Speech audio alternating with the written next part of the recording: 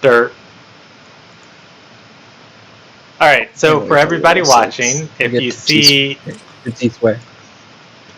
this desktop doesn't exist, so you're just gonna see a whole bunch of blackness. I get redirect attack. I have 2 attacks. When a creature misses me with a melee attack, I get 1 key point as a reaction, cause it to hit a creature of my choice within range. So if you guys are beside me and he misses, y'all know I'm making it hit you.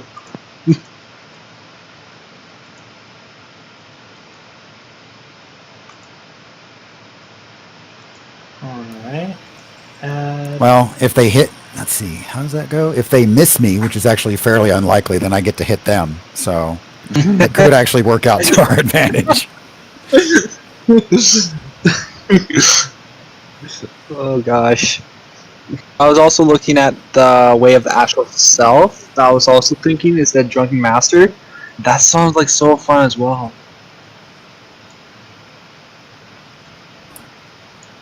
Way of the Astral Self. I wish you could go multiple monasteries.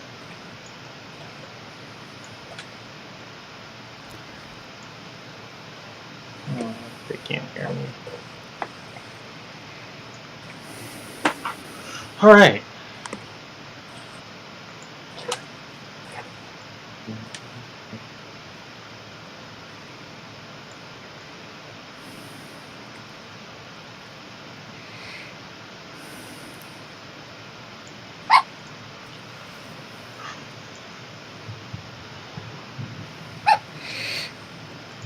Okay, so I had to go through and fix the scenes.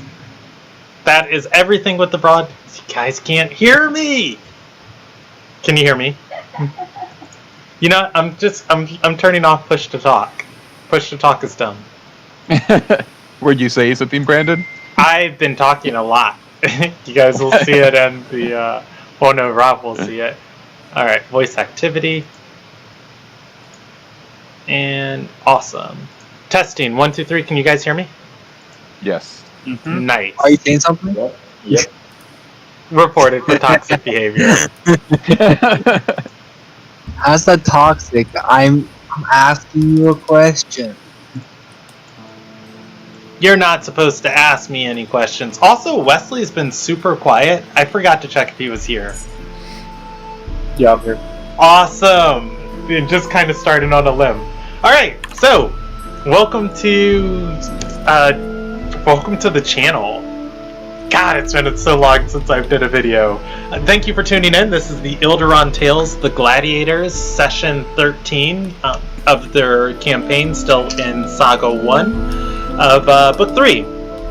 We are playing Dungeons and Dragons tonight. It is a role-playing game, and everything you are going to see tonight is live storytelling. It is mostly a combat session, so I didn't really prepare a lot of RP stuff tonight, so we'll see where we land. Moving on from there. Hold on, wait, I'll RP XP for you. XP nods. I'm getting somebody's dog barking in the background. Would you mind going to push to talk until we start combat? And then, if you're under the age of 14 and you're watching this video, stop. Go talk to your parents. It's hammer time. You're going to see content that's not appropriate for you, as Jordan and I argue about which monster collection MMO is better. Digimon number 1. I'm kidding. And I think that's everything. Oh, finally, if you're just tuning in, join the Discord if you want to talk and message us.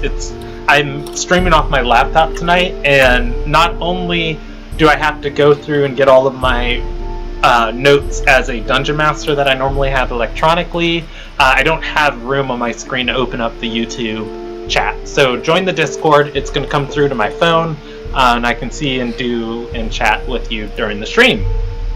Alright, so the Gladiators, last session.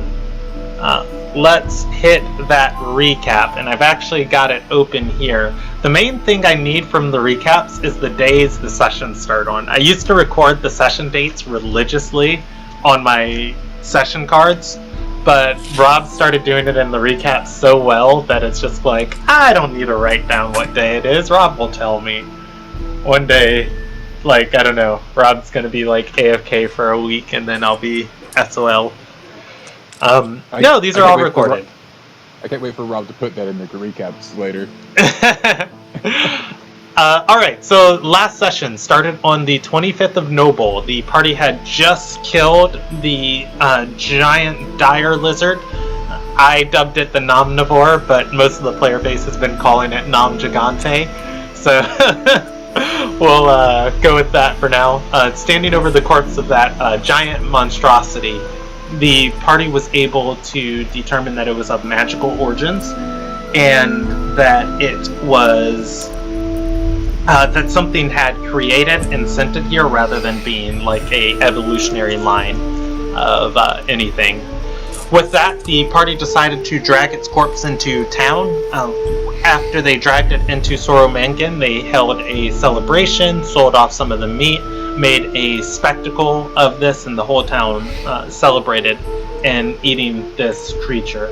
Going by and telling the fan of the guild, Eno, who was also in town with mercenaries, who you guys found out those mercenaries were hired to get this creature out of the orchards.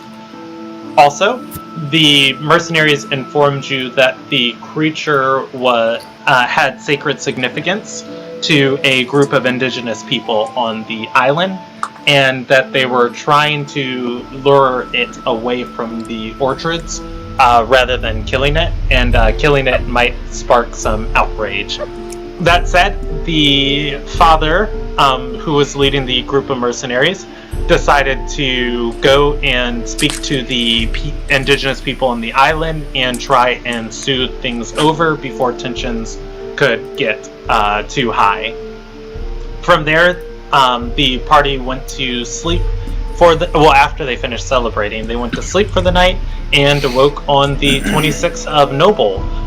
Going about some various towns in the city, the party met up at the Mencius Manor, where they were informed that the indigenous people, the Lixotl people, had come from the highlands down to the shoreside and coastal forests in a very rare display, and were negotiating with the Lord of Soromangan, Tarek Mencius.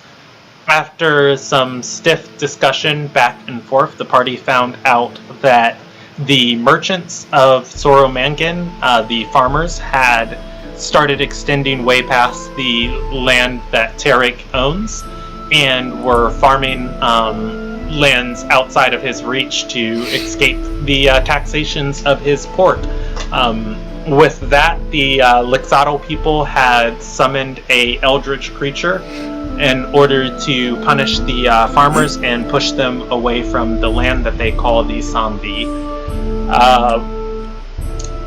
From there, the party and Tarek loosely agreed to have a fight with the Lixotl people in a duel, or not a duel, but a combat of honor, in order to either wreak revenge for the fallen creature or to settle this dispute once and for all. They challenged the guild paid in blood, who were the ones who killed the Lixotl's creature, to a match in the arena. No honor duel, no display of talent, just a fight. Their champions against the guild paid in blood on 9th day, and that was where we ended.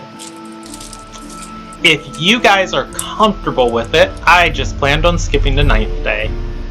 Going about town, there will be a kind of like whispers on the winds as you guys roam here and there of just like, oh man, they're gonna get beat. They don't know what they stepped into. Oh no, they've got it. And you know, a couple people coming by bringing you guys gifts, and other people. How many days are we skipping? 3. I just have one small thing I wanted to do. screen now in the plate. Hit me. I want to get my shimmering cloak out of the iridescent skin, and I'm gonna flaunt that all battle. Okay, shimmering cloak. Okay. Yeah, I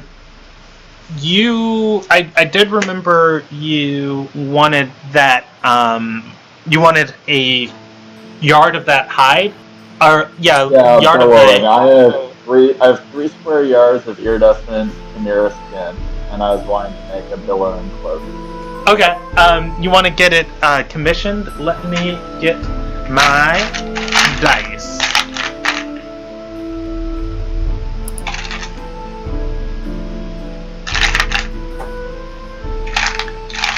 And it should be fitted for myself as well as for my bear. So when I'm a bear, I can use my billowing cloak with the rainbow colors.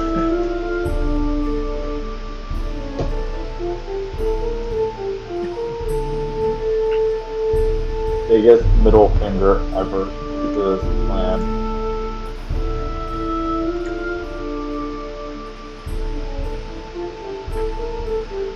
Alright, just give me 1 second to pull up where I put the cloak of billowing, and I'm going to price it from there.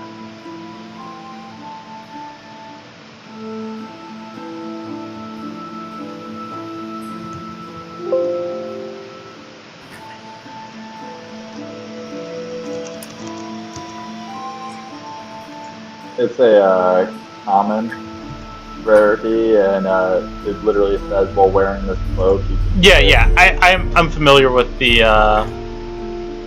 cloak of Or you billowing. have like pricing or something. Yeah, I was seeing if I'd placed it on the loot table. I have not placed it on the loot table, but it is in Xanathar's.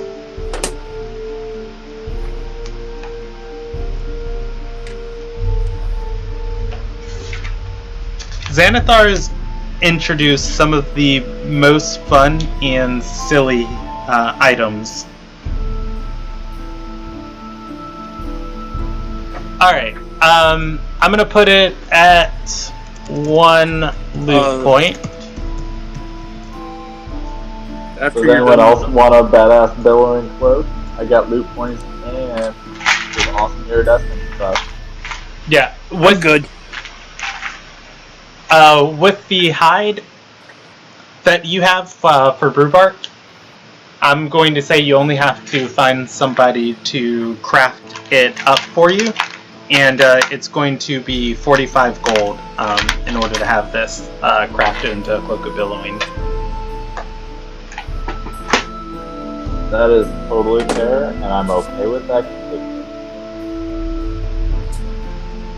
Okay. How much materials are going to use? It's going to use your yard of canvas, or your yard of hide. Okay, one of my... Got it. Alright. Let's see. It takes them 2 days in order to resting. You're now streaming live to the YouTube Gladiators.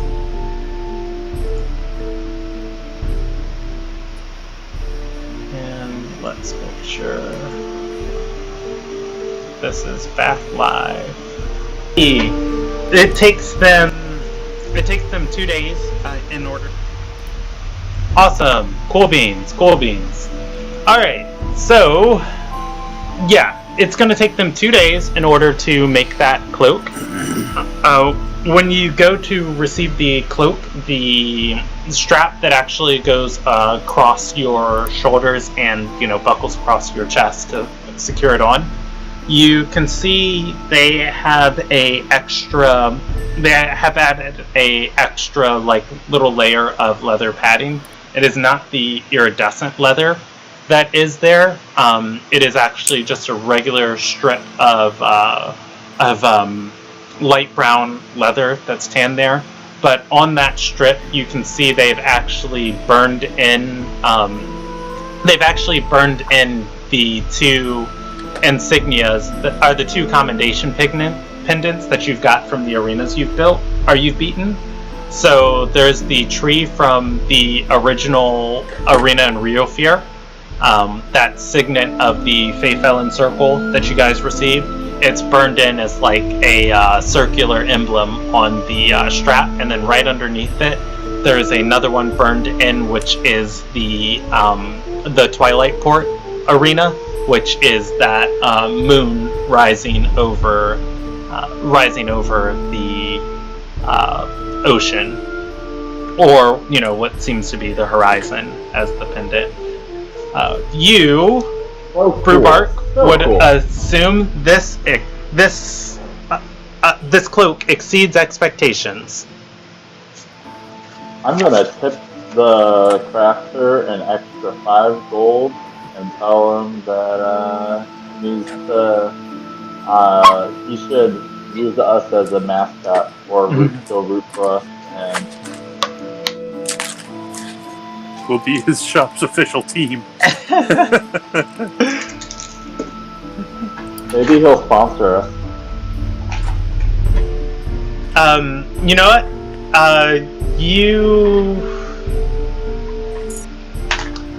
You tip him 5 gold, and he's gonna say, no, it's just I want to make sure my crafts are good.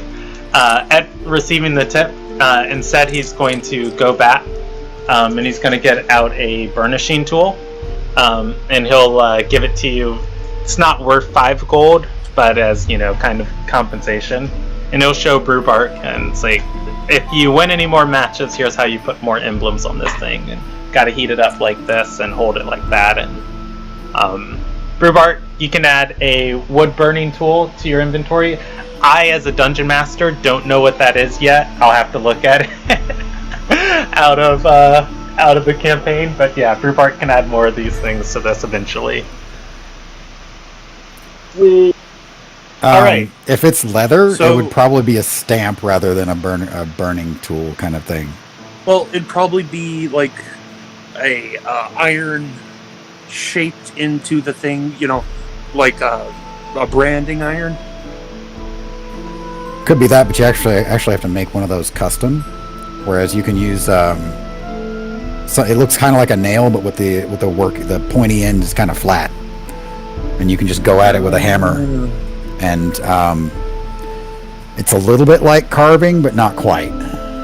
Okay. I put it in a rubber burning tool. And then you put a little like a dye or a stain in there to give it color.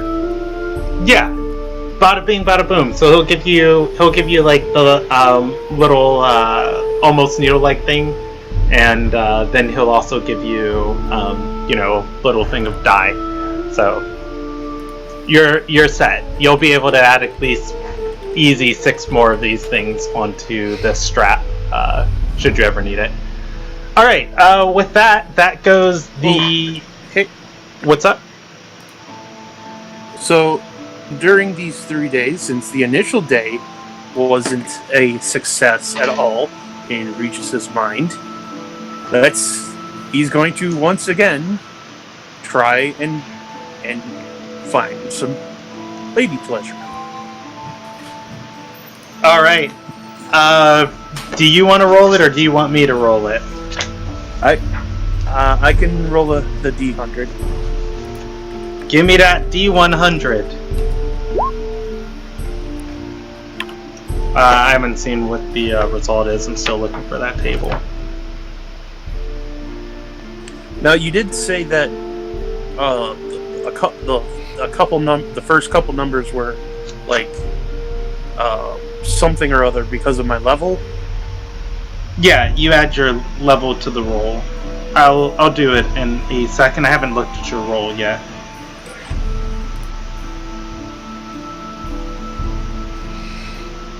It's a lot worse than last time. Last time we had a 94. All right, 127. All right, for carousing. And you're level 6, correct? I believe so. No, we're all level 5. Okay, you're all level 5.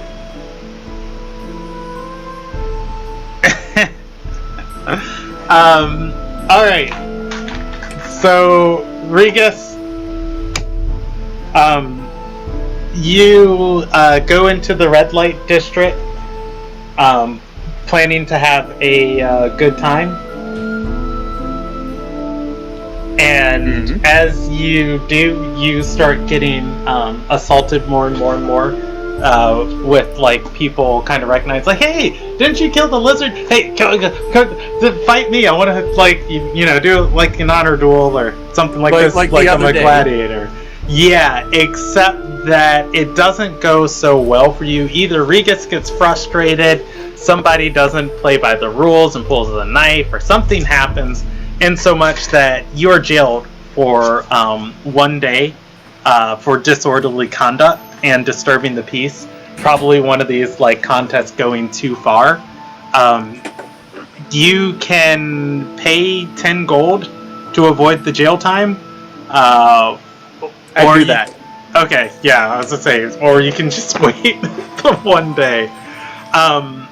Yeah, otherwise, Regus. Again, your hopes and dreams are dashed there. I promise you, this table isn't all bad. There's really good things on it. Yeah. Yeah, but it's all been bad so far. Well, the last one was 90 gold, so this one is only cost. But it's not gold. What Regis wants. All right. Okay, so that. Well, and you said there's 3 days, so I'm gonna roll. You're gonna go for this 3 times? Go for it. Okay, so the second time, that would be a 54.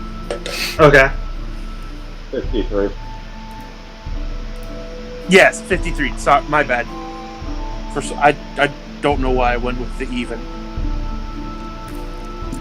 So I just want you didn't roll this. You didn't roll this one. But I'm just going to read this one for you because you're very close. You're caught up in a whirlwind romance. Roll a d20. On a 1 to 5, the romance ends badly.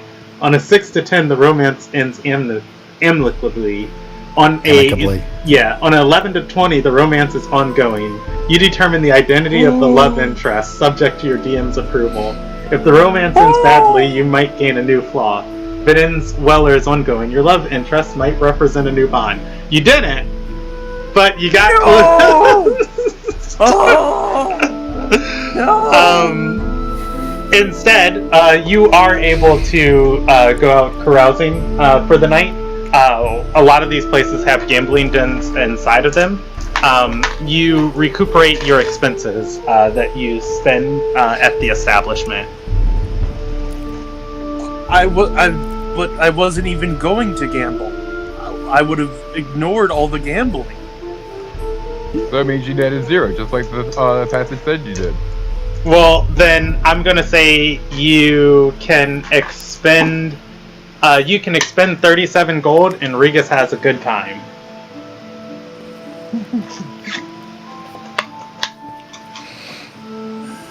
With the ladies?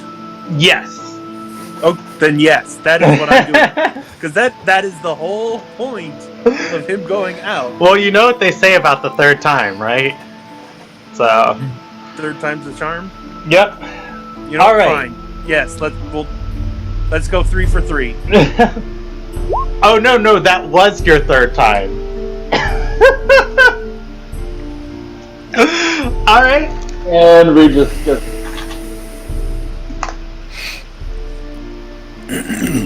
I thought you were saying that the spending 37 was still on the night 2. Huh? No. I was saying, 37 was on the night 2. I was saying you tried once before last session, and then you tried again and again. But this is fine because there is a third day. On the third day, I rolled your d20 already. You're caught in a whirlwind romance. The The romance ends badly. You determine the identity of the love interest, subject to your DM's approval. So, what type of person would Regus fall for?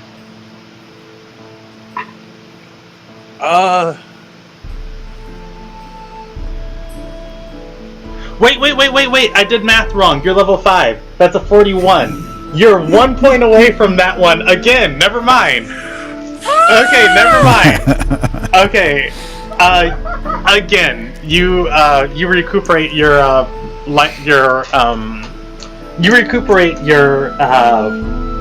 Spending. expenses from winning any gambling matches you play during the time you spend out carousing.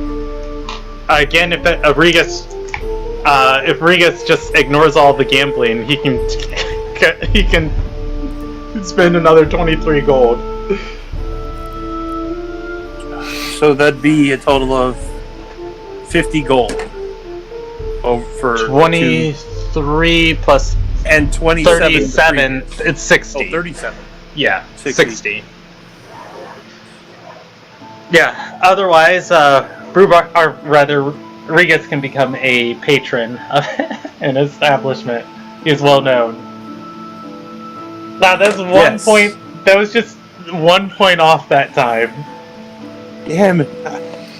You got my hopes up. But you also dashed them with the you chose my D20.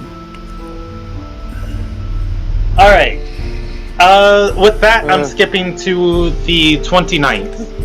It is the 29th of Noble. Everybody is...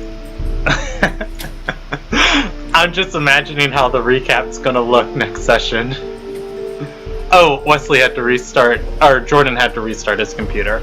Okay, let's see. I'm not gonna wait for him because our time's so short today. I want to get into this combat. Alright, it is the 29th of Noble. I will try and explain everything super brief and then go more in depth as needed. When you guys go into the, or when you wake up today and you're going about your businesses, the night falls. I need to. Well, as the night falls, a couple people are going to come up to you and wish you your best luck in the arena, and that you'll have favorable strikes and hit true on each of these. Some of these people want the Lixotl off the. Want the Lixotl to lose this match and, in some senses, lose their prominent ideology that they have the claim to these orchards. You figure that some of the merchants are a lot of the merchants are all on your side. Heading into the arena, you guys are going to meet up with a lander, as he is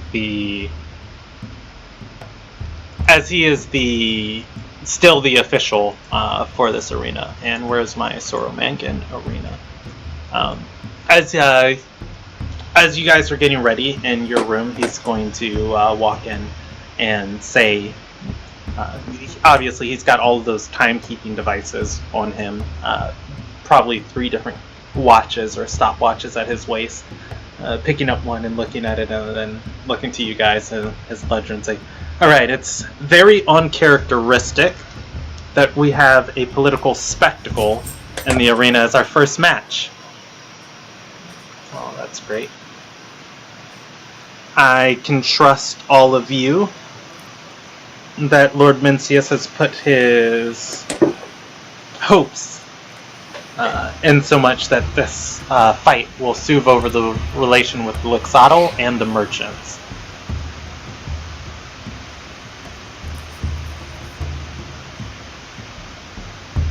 XP nods. Can we expect fairness He's to be going. executed well this time? He's going to nod and say, "You most certainly can. It's significantly easier when assassins of the Alliance aren't holding daggers to my neck. That said, you're taking the place of one of my exhibition matches that I had scheduled today. I need the crowd to get excited. We don't make money just off the fights, but off of everybody coming to the arena, staying, spending coin on drink, food, and seeing the entertainment that it has to offer." I imagine you'll do well today, since this is going to draw some of the crowd that usually wouldn't bother coming to the arena. Those with political interests, merchants of various stripes, and some of the farmers that have been, looking at those or working the orchards. So I think you will do well today, regardless of the outcome. XP nods. He's going to nod himself, and he's going to say, "That's why I'm hoping that it's a match worthy of note. Any case, if it's a slaughter on either side, can't even fathom it. Very well, I trust that you can put on quite the show then." Of course. I don't know, how bloodthirsty is your crowd usually? Let's actually roll for that. He's going to say, "Well, our circle bought this arena from a great theater company. Those who know of its tradition come for the entertainment and not the blood."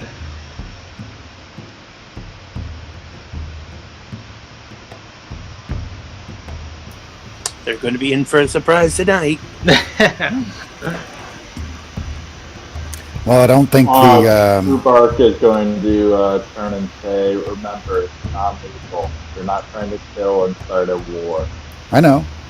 And I'm pretty sure that well, now hang on. Protect yourselves, but hold to your honor. If we defeat them and they are trying to kill us, then it makes us look that much better. It's that much more impressive. Many old traditions include running up to the biggest, baddest, scariest enemy soldier and whapping him with a stick that doesn't really hurt him, just to prove you're not afraid. XP stares down at her. And then you get squashed by the soldier? No, then you escape, or proceed to If fight the the rest of soldier his forces lets or you. whatever. No, that's just it. You make sure to survive, and you hit him in such a way that he is unharmed, but it doesn't damage him physically. It damages morale. It says to everyone, "I am not afraid of you at all." Only if you survive. Yes. But that's a matter of skill.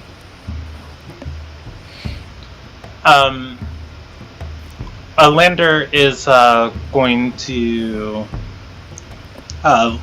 look at C's and hold up his ledger, walking next to C's and saying, "Well, finally, for this match, I'll need your signature on these disclaimers here." This is outside of normal procedure. Why are you asking for these now? Does C's look down at the ledger? Yes. He's going to say, "Well, with your heads on the line for the town, I just need to ensure you're operating as proper agents. On the ledger, C's, you specifically, you see the text, a gift from a benefactor with your best interest in mind. When Alander goes to hand you a quill, there is a quill in his hand, but you can see wrapped in his hand also, there is a small vial.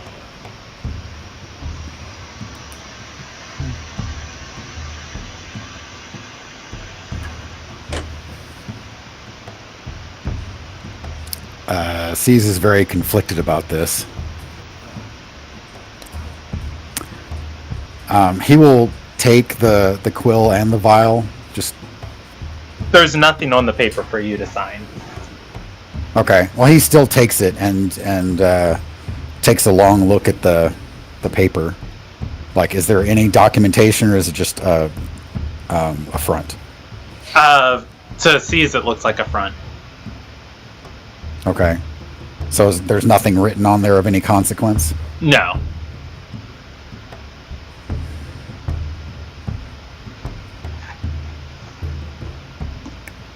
I will have to give some consideration to these words, but I will think about it.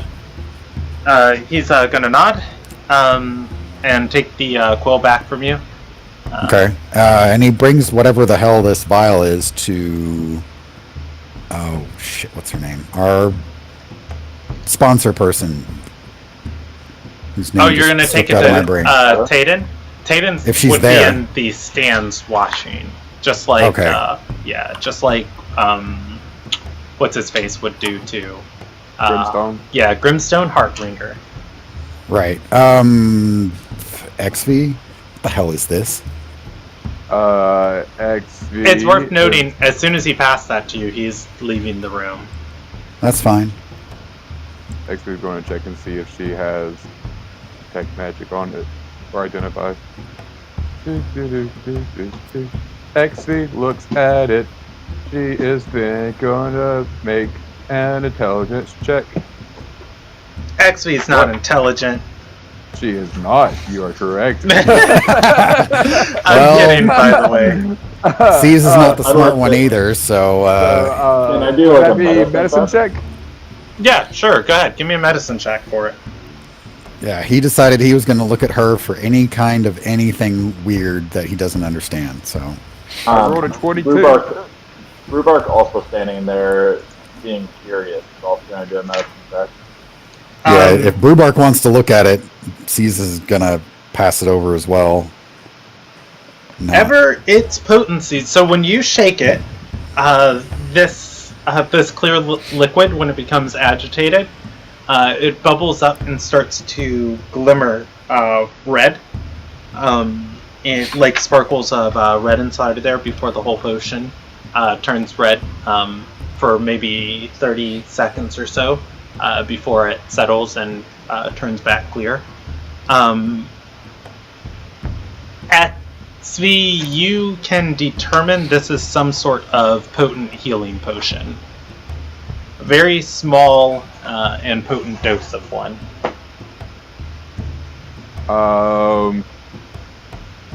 XV is going to hand it back to you and give you a thumbs up. Okay. What is it? Is this a... You should coat your weapon with this. You should drink this before the fight. You should save this for an emergency. Pick one, please. Or something else. When you said the third word, she's going to point at you and, and give you the thumbs up. Right. Who was it that was that was making the cloak? That's me. Rhubark. Here you go. You're probably gonna need this. Drink this in an emergency. Bears don't have thumbs. Bears don't have a way to open them. I want drink stuff. Huh? I want drink stuff. I'm pretty sure this won't get your mind altered in any way, shape, or form. It never hurt to try. Save it for an emergency. And it's a good point about the bear thumbs problem, so... I tell you what. This is going to be hilarious. If you get on his back with the cloak going and everything, then you can feed it to him if necessary, or drink it if you get hurt really badly. So, here. Sounds like I a like that idea. great idea, guys. Wait, so are you giving it to me? Yes. Don't drink it now. Stop it. I go to sniff it. I'll let him sniff it. Yeah, if you sniff it, this stuff smells like a smells like a very potent cough syrup. I seal it back up and put it in my bag, I guess. Okay. So what should I add it as? You Clear can put it. vial. Yeah, you can put it as a potent healing potion. I'm gonna say a potion of greater healing. Could be something a little different.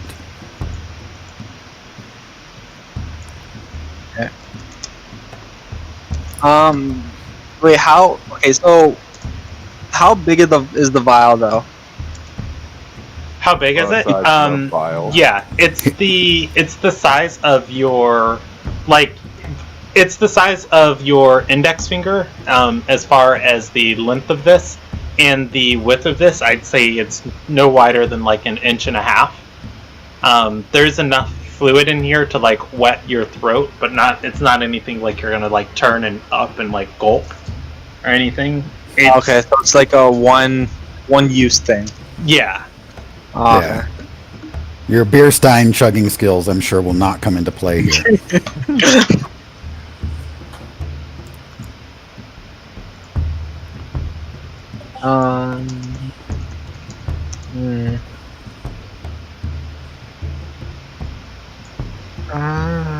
What else do we do for the match?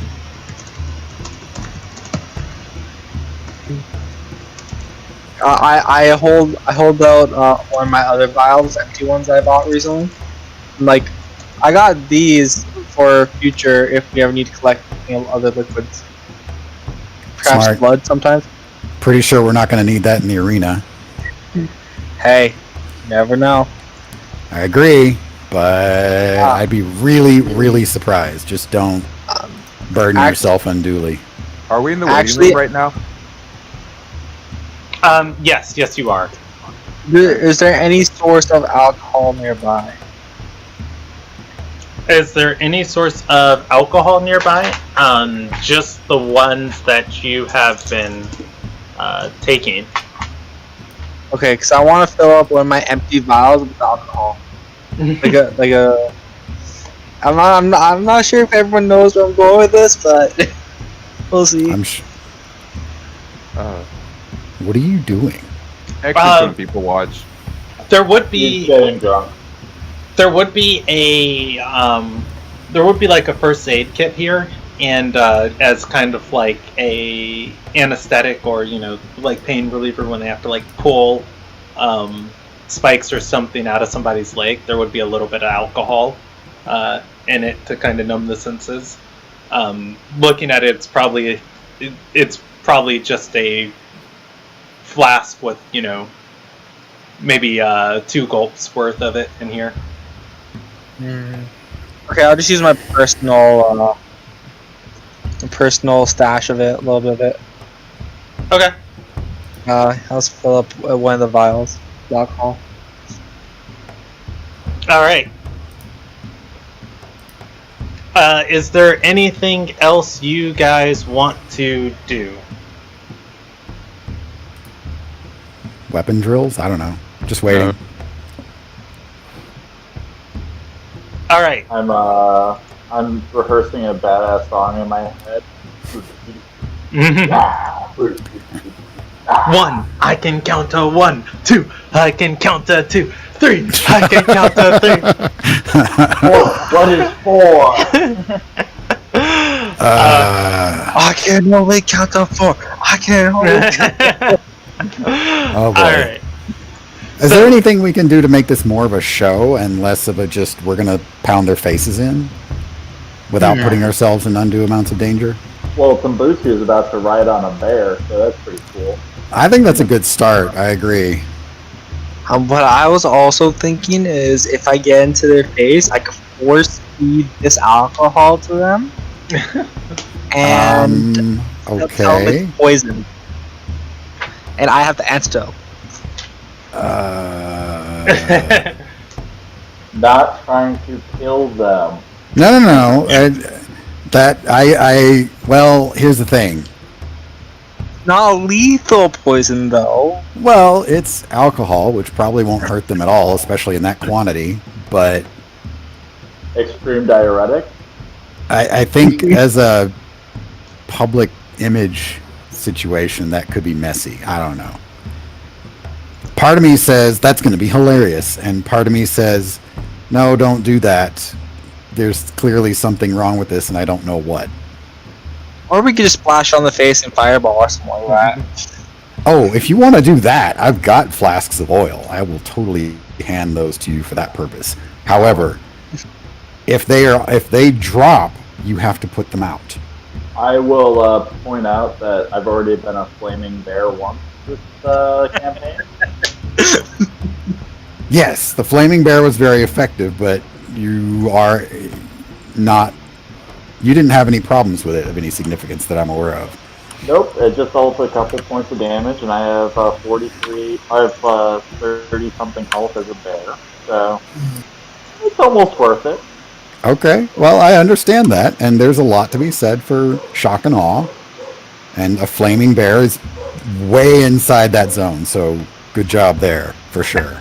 As you guys are discussing things back and forth, you guys hear the crowd start to cheer as you hear a chanting happening. Wait, this is my favorite part right here. Is that us they're chanting for? Who has the dog barking? That's me, sorry. She'll quit. Pepperoni's just happy. No, she isn't. Oh, unfortunate. She's cranky about people being in anywhere in eyesight that are not petting her. Do you guys head out to the arena floor? Yeah, if it's time. I imagine somebody would come get us, though. Do we start riding the bear before or after? I'm going to wild shape after I enter the arena, and I'm going to unnecessarily billow the cloak after they make eyesight out of it. Then wild shape. Sounds good. When do you want me to jump on your back? I'd say immediately after shifting. That sounds like a great transition. Okay. Alright. As you guys walk out from your waiting room into the arena, Zoro Mangin Arena, round 2. You can see across the arena there are a wealth of different people here. And actually, let me make sure. Oh, okay, hold on, I'm missing one. Who am I missing? I think I'm missing one of these guys. Yes. It's Brewbark that turns to the bear, right? Yes.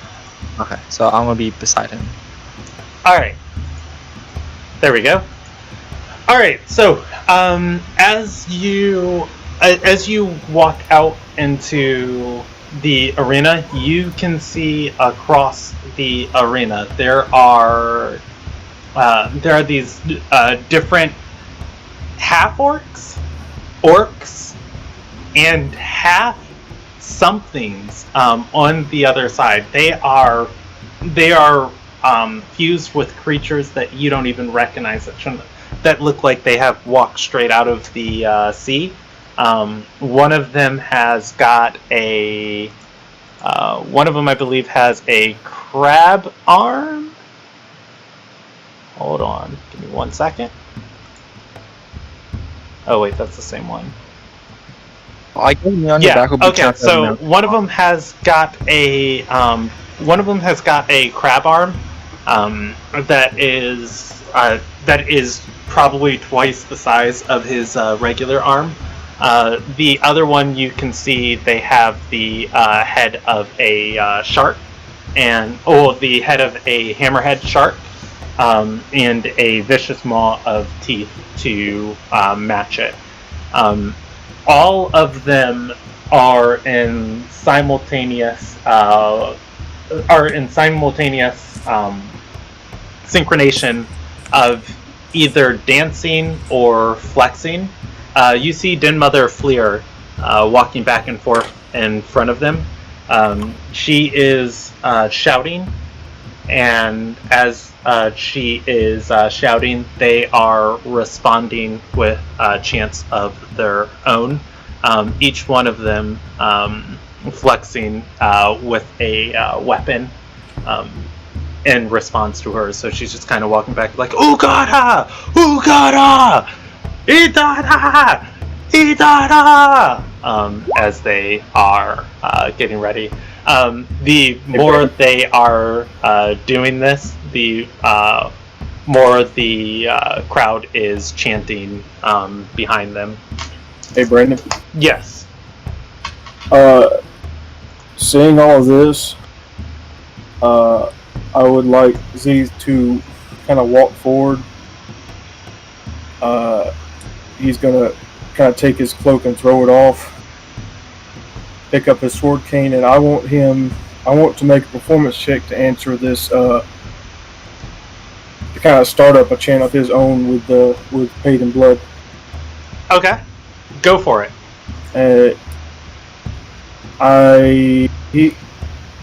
thinking help. I'm thinking off the top of his head, he's just going to be bellowing in Elvish, but I don't know if anyone else knows Elvish. You're in Elven Waters. In between each of the chanting moments, Rhubark is gonna roar. So you would help him see? Paid in blood, roar! Paid in blood, roar! Yes. Yeah, I'm staying on Brubark's back, on 2 feet, and wave my hands up, yeah, come on, louder. All right. What are you saying, Z? 1 second. I feel like he should have it. He has advantage there, right? Not 30. Or 30 on that. Yeah, that's as high as it gets. Trying to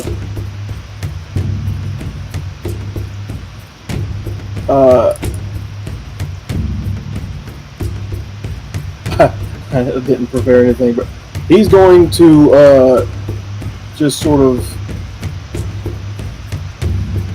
mimicking their movements. Kind of, it's a war cry, right? And he's going to repeat one of the old war songs that his mother taught him. I don't have words in front of me, but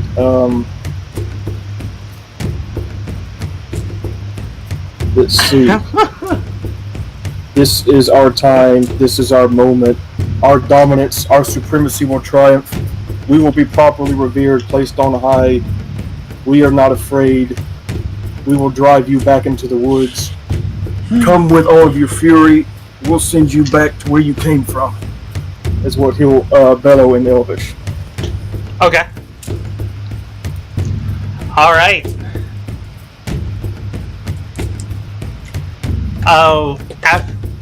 As you guys start getting your chant going in Elvish, half of the crowd is going to start chanting with you. You can see, looking at the stands of the crowd, there is a very different audience here today. The people who were coming by and wishing you good luck, the different merchants who were just yeah, kick their butts, you can see that they are not in the stands. There are different. They're different in they're different in lower class citizens here inside of these stands who are chanting. Most of them were chanting with the Lixotl people. As you start your chant, a couple of them are going to start chanting with you until it becomes half the crowd, with it almost being split. All right. A lander is going to signal for both of the groups to step forward.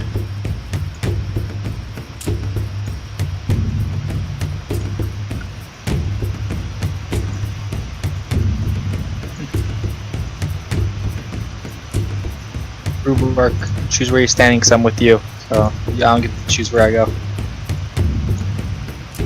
Yeah, let me move real quick.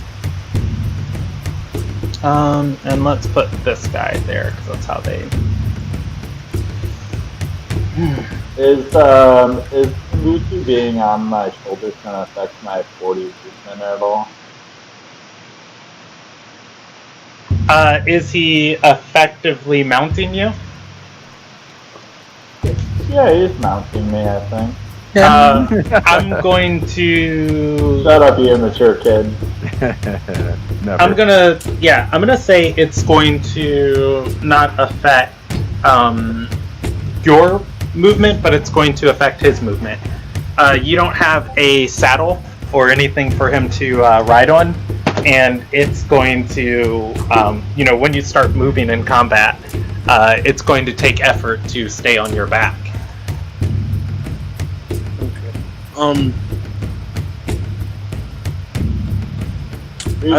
gonna move. Yes, I was just trying to figure out where to go. Put me up to the right of XV and forward 1 square. Because for whatever reason, my tablet doesn't like.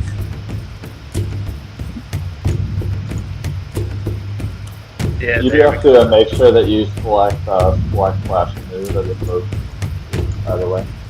Oh, I guess I'm controlling Melise.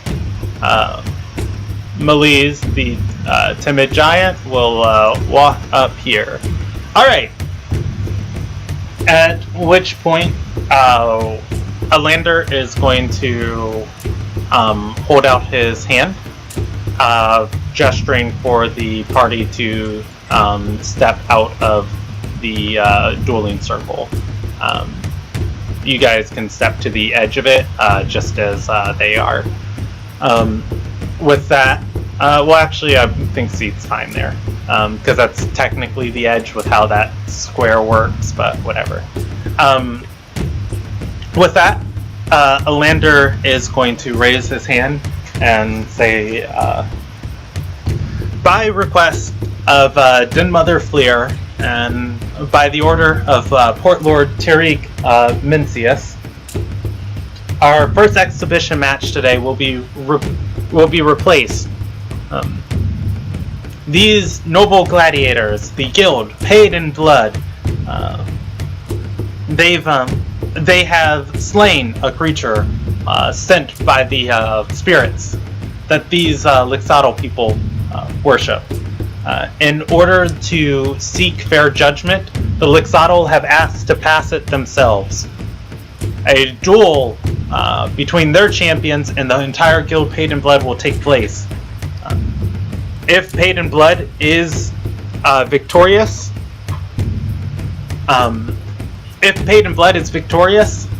the grievances that have been dealt to the Lixotl people will have been seen to be fair. If the Lixotl people are victorious, in the besmirchment of their honor and reputation, they see this a fit punishment. With that, we hope that you enjoy this match. He's going to walk forward, raise his hand, and then lower it. As soon as he lowers it, the orcs begin charging at you guys. So let's go ahead and roll initiative. Don't forget to click your character first. Yeah. Who are you? Damn it.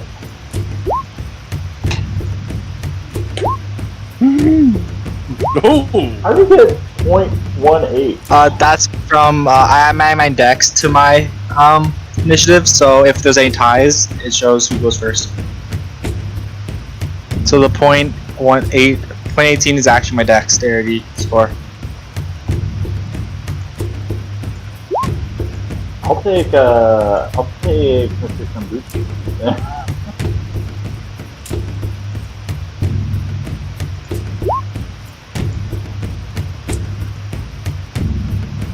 Oh, wait. That's not the right one. Oh, cool.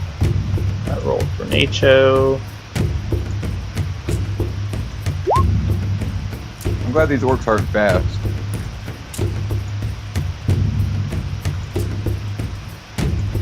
Alright. We got... Fuck off. Side note, Brandon, did they have any reaction to my billowing shape of their spirit animal? They were too engaged in their kata, I think is what that is called, their battle dance. Yes. Let's see, let me make sure that is everybody. This guy's initiative isn't right. I rolled on the wrong one, so we'll go with that right there.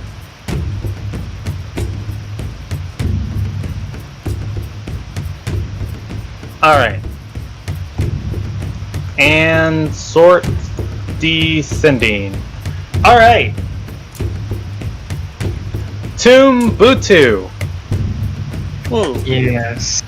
You have 1 initiative. Alright, so these orcs begin charging towards you. Tumbutu, you're the first to act. What's up, boss? I'm missing from the turn order. Okay, give me 1 second to make sure. Yeah. I got a 23.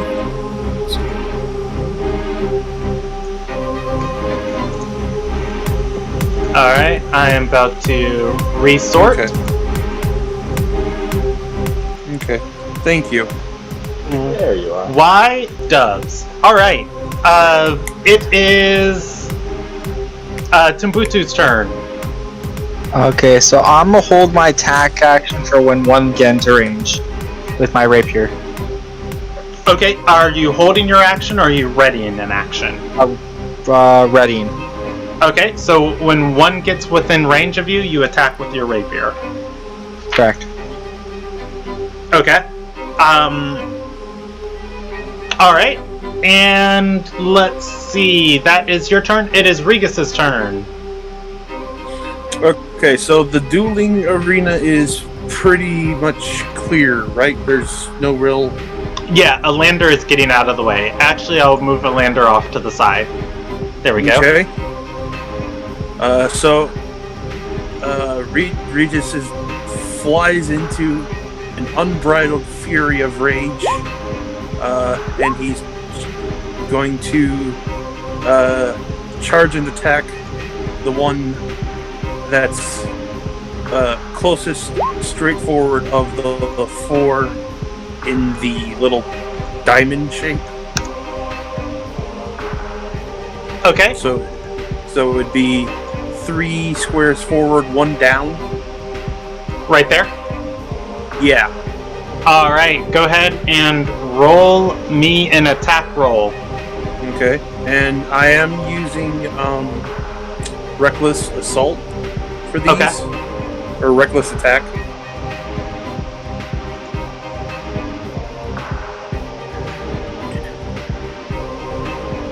$24. 24 is going to hit. Roll me damage.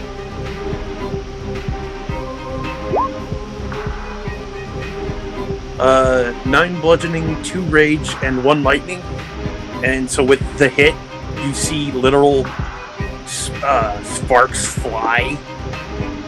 Oof-er-ronies. Okay, let's see.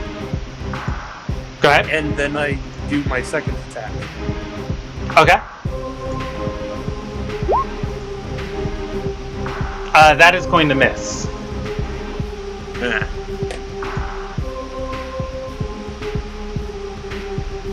Yep. All right. Don't worry, Regis. I feel the spark. Can you feel it in the air tonight? All right. So you charge forward. You hit that orc. As you do, a lot are going to turn their attention to you. That is your turn. It is the Red Fang of Delen's turn, even though it says Shargiress. Alright.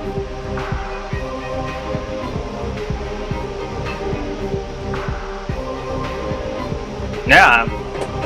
This guy is going to. This guy is going to move up here, and well, is he?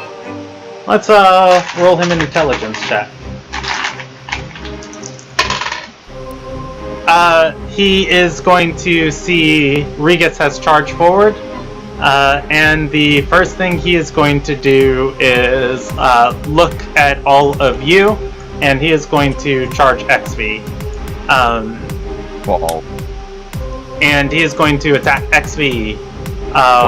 He has advantage on his attack rolls. Balls. Actually, Of something steel. down. No, not of steel. Actually, something down in 2 hits. Alright. Both of He hit. hits, and let's see. His damage dice are factored into here. He's going to deal 27 points of slashing damage as he begins hacking into XV.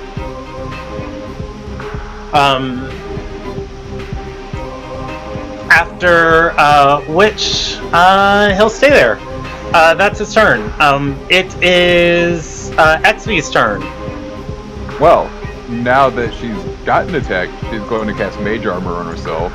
Okay. And then, disengaging is an action, right?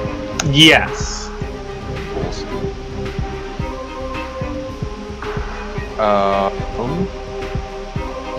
Couldn't you do a 5-foot step as a movement? Not in this edition. That's 3.5. Oh. There's also Pathfinder. And 4th edition, yeah. 4th edition had the 5-foot shift.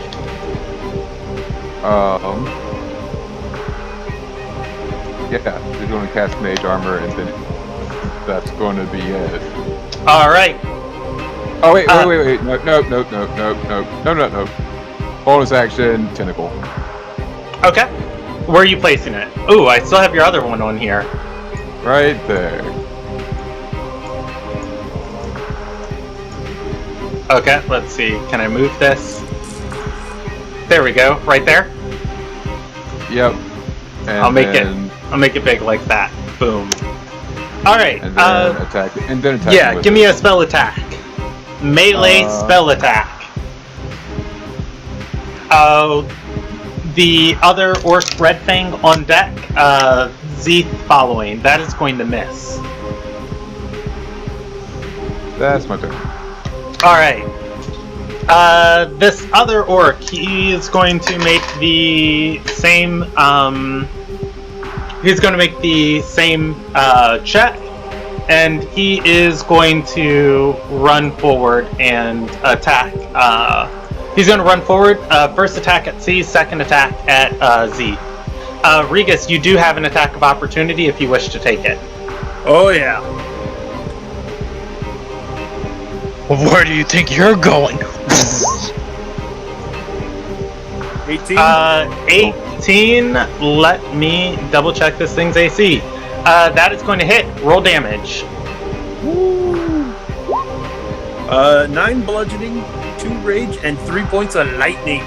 Alright, I will add it. First at C's, second at Z. 20 versus C's AC, 19 versus Z's AC. Missed C's. Okay. I'm gonna assume that hits Wesley on the 19. If you're speaking, I can't hear Yes. you. Okay. It's 15 points of slashing damage from him. Alright, that is the Red Fang's turn. It is Zeeth's turn. Okay. One second. Let me do something here.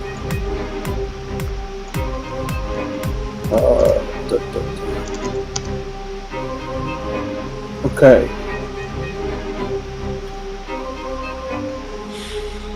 I am going to.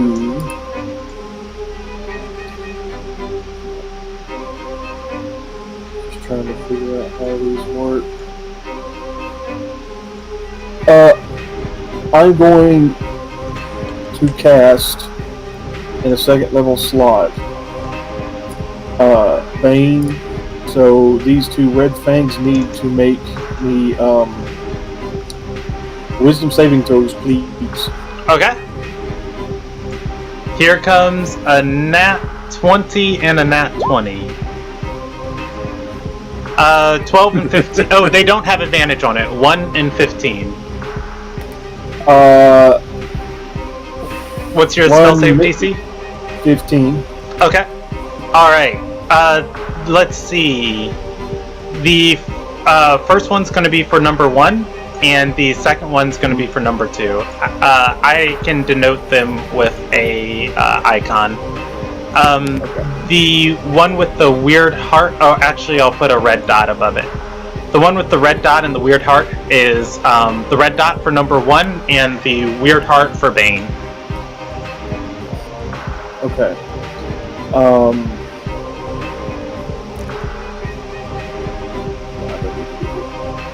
I am going to then move out back over here.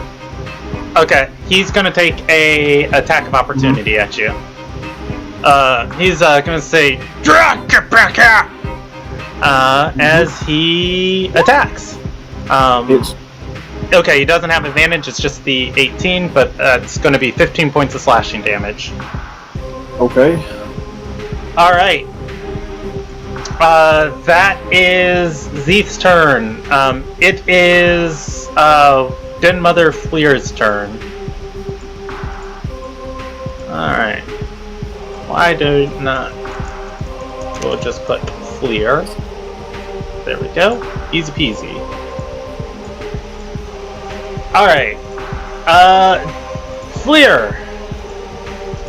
Let's go ahead and pull up your sheet. Do you have the only spell I want to cast? You do not have the only spell I want to cast on here. This is fine.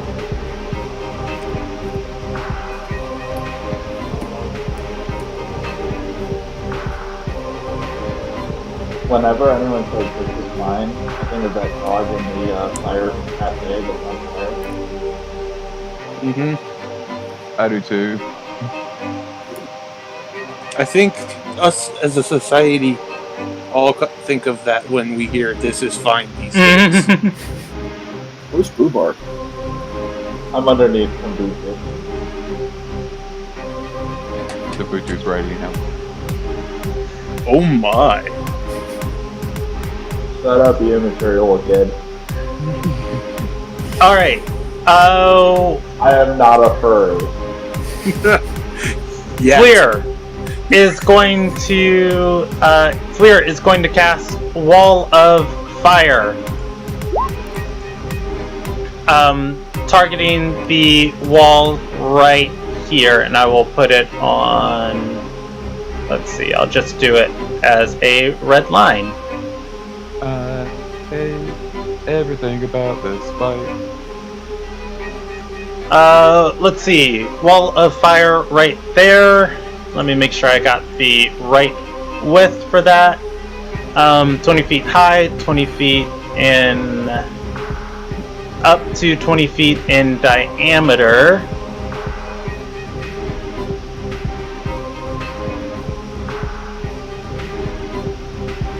Well, you got 50 feet long now. 60 feet long. Yeah. Alright. So, she gets 5 feet more on one square. Which side are we gonna go? We'll put one square right there. Alright, so she casts a Wall of Fire, and the fire is going to radiate out in that direction of which I had the arrow. You guys are in the square that the spell starts in, and it is going to be a dexterity saving throw. Wow, that's horrific damage for that. Give me a dexterity saving throw against the Wall of Fire. Are you kidding me? 5d8? Fucking hell. I mean, All right. If you fail, you take 16. If you pass, you take half. All right. It is Nacho's turn. Brandon, I forgot what ties were. Oh, ties? It's in your favor. The Okay. save is there. You are essentially attacking the save. You touched her spell DC. All right. I'll take half. And Yeah. how much damage was it? 16 if you failed, 8 if you took half. Ooh. Man, Regis is having a great time. All right. Let's see. Next we have Nacho. Nacho is going to use Dalen's command, and he is going to tell these two orcs to attack. They make one attack at XV and one attack at Cs.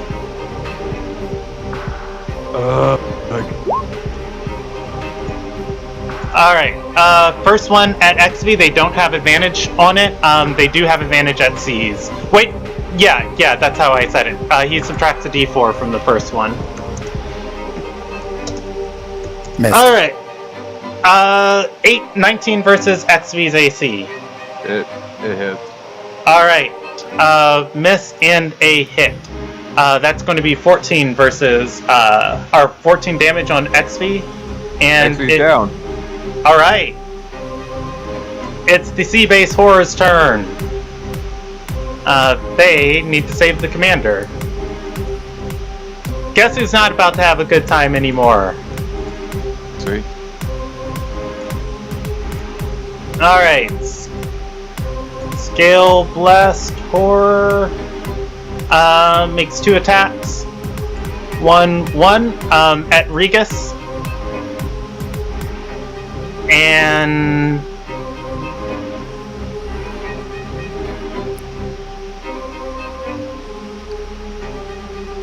okay. That is going 19 versus Regis's AC. That hits. All right, and the 22 is going to hit too. So that's going to be 5 halved is 2 damage, and then 11 halved is 5 damage. You are grappled by the northernmost one. You can still attack and do everything. Your movement speed just becomes 0. The Sea Bless Hair He thinks I'm trapped. 16 reality. and 15 versus Sorry. your AC. Actually, this one has advantage not because of flanking, but because of the reckless attack. I did forget to include The only that. one that has advantage is the one that's right in front of me. Reckless is all attacks against you for the round. Really? Yes, so it's going to be 17 and 22 versus your AC. Hang on one sec. Yeah. 17 ties, 22. All right. You take another 2 and 3 points after having it. Of damage. All right, that is. Oh, wait. This Sea Blessed Horror. Don't add that 2 or 3 yet. I'll re-roll those in the future out of fairness. I took his turn out of order. It is C's turn. So, question: if XV is still there, or is she just gonna burn to death in the wall of fire? Yes. Yes. Okay. Unless someone pulls her out of it. Okay. C's will grab her and move about. Can I grab her in the middle of my move? Yeah. Or drop her in the middle of my move, rather? Okay. Drop her XV can decline. Okay. I'm unconscious. Drop her 1 square south of that, All right. and then finish his move there. All right. those do not have the reaction to take an attack at you. Their reactions are spent. Okay, good. So, yeah. You land there. Fleer is going to look at you, staff in hand, as she is summoning this wall of fire. And she doesn't look very happy. That's good. She's going to look less happy with a hammer in her face.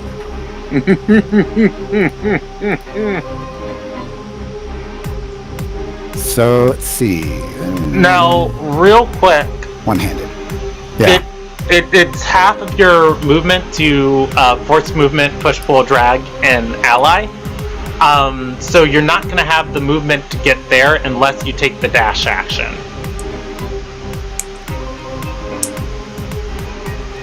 Which you could... Well, I don't want to take a dash action. Yeah, I was going to say you could action surge, dash action, and then take your attack. But otherwise... I have another idea. So, after dragging XV2 scoops. Yeah. After dragging XV2 squares, how much movement do I have left? After dragging so you can drag XV. I'll say you're able to put XV technically on this square, but this guy would kind of just shove her aside right there. Okay. And you sub 20 feet of movement. Okay.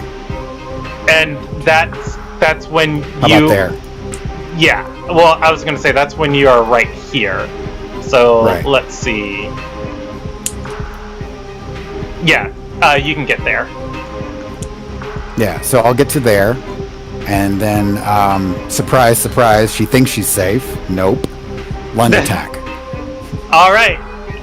Roll me an attack roll. And yeah, I'll just go for the attack on that one. Big money. How's a 22 feel? Boom. Bitch. That's gonna touch her AC and exceed it. I'm kidding. She'll take a 5 plus the superiority die damage. All right. Another 5. She's got so she plus takes 3 to that roll that I just rolled. All right. No she roll. loses concentration on the wall of fire. Okay. Woo!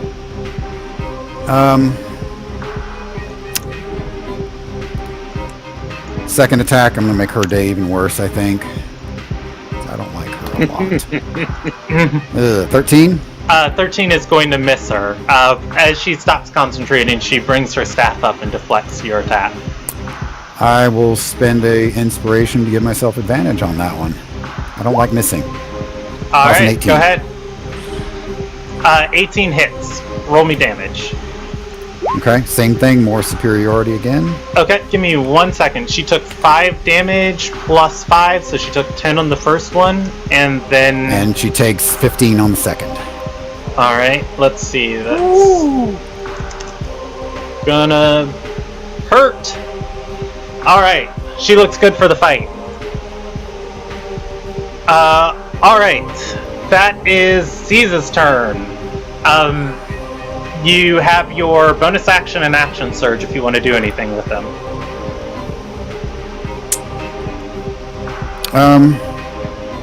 I'll use my bonus action for a second wind. Alright, go for it. It is now... okay, so I definitely took all of these out of order. That was my bad. I'll make sure I have them correct. One's a scale-based horror and one's a sea-based horror, and my mind just put them together. Alright, so the sea-based horror is going... I'm going to take its turn now, rather than the attacks I did at Regis, because I took those out of order. So, the Sea Blast horror is going to attack... Seize, yeah. It makes a bite and a claw attack. It does not have advantage on it. 20 versus your AC. Misses. Alright. How's that crit fail bite gonna do? Anything interesting? No, I just actually rolled for that. It's not going to critically fail, but it is going to miss. As it snaps its head at you. This is the one with the hammerhead, shark head. And then brings its claws up for an attack. It ends its turn by moving right here between you and Fleer. That is its turn. Brewbark, your turn. Melee on deck. We'll Sorry to Rubble interrupt. Belt Alright. and then Melee. Quick question. So, Hit me. Okay. The 5 points that you had said to hold off on I never took that 5 points of damage. You did because- not. I rolled that out of order. That Yeah. thing didn't have initiative to attack you. And now it attacks C's instead of me. Yes, it attacks C's. I said I was going to re-roll those out of fairness. Yeah. No, I understand that. Yes. I'm just trying to make sure that you. I understand that it changed its target. Yes. Things Okay. changed in the initiative. C's came up closer, and yeah. Okay, that's all I was wondering. All right. Brewbark, what you doing? moving like so, next to these, attacking the guy who just... Oh, sorry. Attacking this guy. I hit first. Yeah, so your ready to action is going to go off. Give me a dexterity saving throw also. That 21 hits.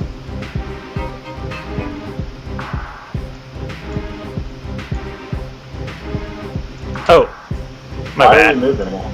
I was seeing everybody that was in that square for myself. Alright, you're going to hang on to Brewbark as he goes barreling forward. You are able to stab with your rapier, dealing 11 points of piercing damage to the Sea Blessed Horror.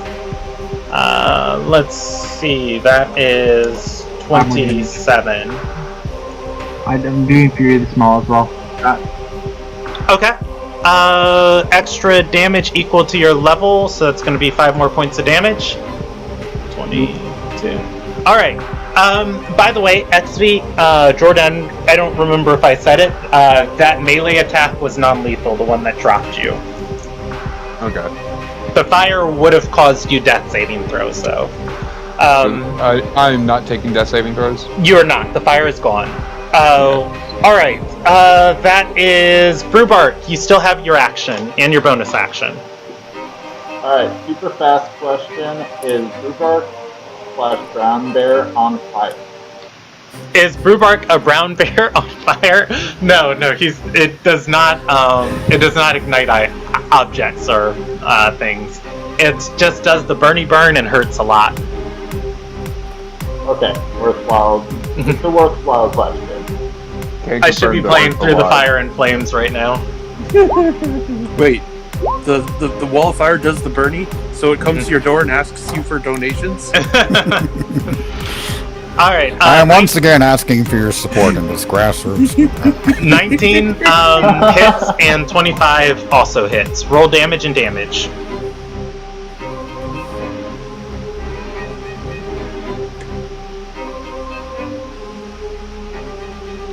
Alright, Quick oh my question. gosh. Wow, those As max a- damage rolls. Oh my As a gosh. cantrip, can Brewbark also have Alright, his, that primal savagery going for That- additional poison damage? no. Can't cast spells while wild shape. As a Cantrip. on that final attack, Eric, is that lethal or non-lethal? Non-lethal. Alright. unfortunately. The Sea Blessed Horror goes down. I'm gonna, since these guys aren't rolling death saving throws, I'm gonna put a X on him to signify that he is down. Oh, hey, I could put an X on XV too. Here we go. Alright. That's slightly redundant, as he is already X. Rubble. Wouldn't that make him double XV?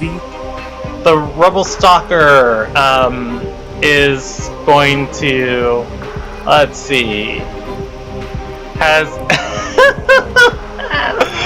If this gets any worse, XP will be triple X, and that's not going to be Yeah. good. I think they made a movie of that with explosions and fire escapes. I think when they did the Indeed. death with a lot of big guys around her. Oh my.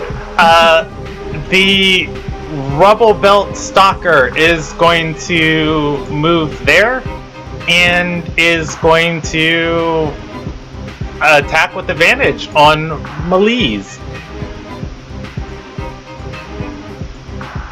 I'm just setting up his sheet to be able to do advantage, and let's make 3 attacks with a short sword. Yes, please. That's going to No, hit. thank you. Hit, and I believe that hits. Let me pull up Melisa's sheet. I picked this NPC and I was just like, man, this guy's gonna go out in like no time. But 3 attacks, let's go. All right, all 3 of those are going to hit. All right, 7 plus 7 is 14, plus 7 is 21 points of damage. You guys are going to see this guy walk around the pillar. Malise is smiling, getting ready for the fight, and then he is hacked into. He is not bloodied though.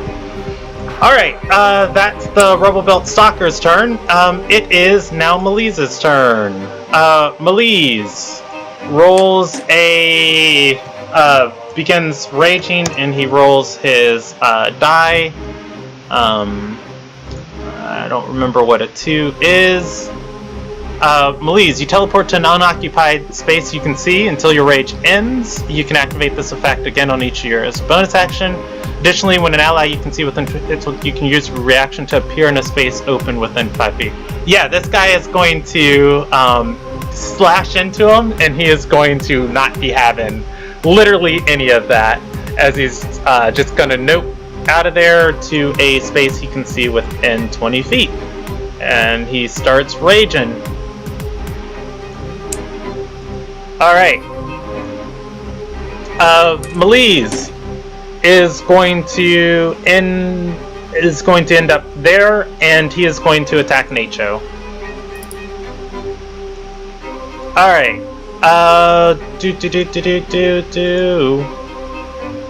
Alright, he's going to make 1 attack with his battle axe in 2 hands, and then he is going to use his second attack to try and lock the weapons with Nacho. Whew! Not rolling hot today. Surprisingly, these NPCs don't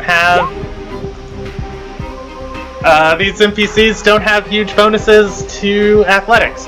Alright, he locks weapons with Nacho.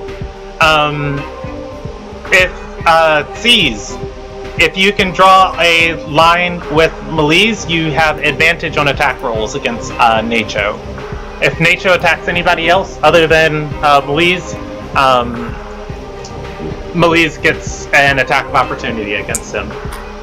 Alright, that's the end of the round. It is Tumbutu's turn at the top of the round. Riding your valiant bear, you guys knocked out one of these sea blessed horrors. How much movement is it to jump off there? I'll take it as 5 feet. Oh, easy. Okay. Let me there real quick.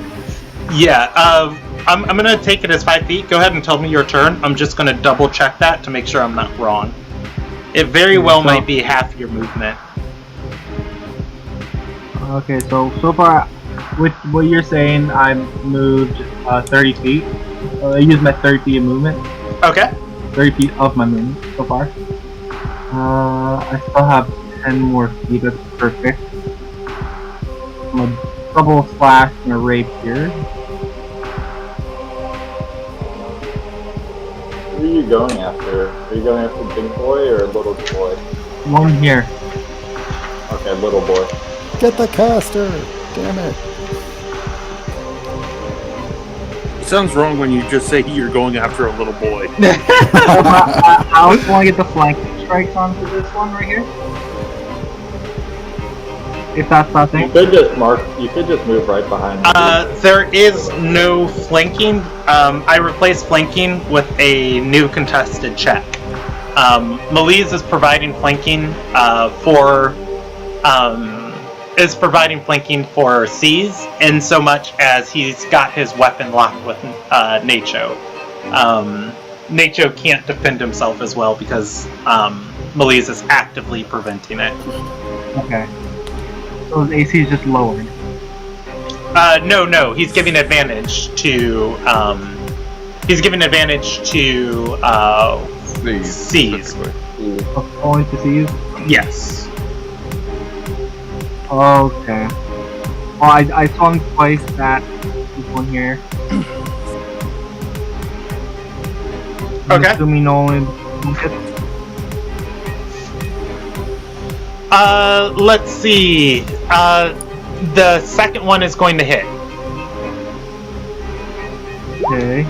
That is the scale base horror. Then, as on my bonus action, I'm going to Fury Blows. Two Okay. unarmed strikes. Roll me 2 attacks.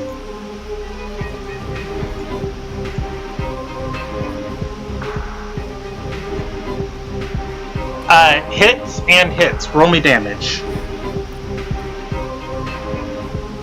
Nice. Jesus. New Rob over here. Wait. Trust me, I am not done. And because I use Fury of Blows, I will also. Where is it? Do that. Get additional 10 movement speed and disengage. Okay. So I'm still 30 out of my 40 total, which was up to 50. So from here, this one is bloodied. And okay, let me see. So I Get on that caster. One second, I was here. This. With disengage, do I just like avoid all people I go by? Yeah. People can't take attacks of opportunity at you. Okay, then actually, then I will move myself to right here and patient defense. Patient defense. I believe that's your bonus action. Oh, it is? Yes. You Yeah, did you already flurry used of that. blows. So that is Okay. that is fine to end there, though. All right, Regus.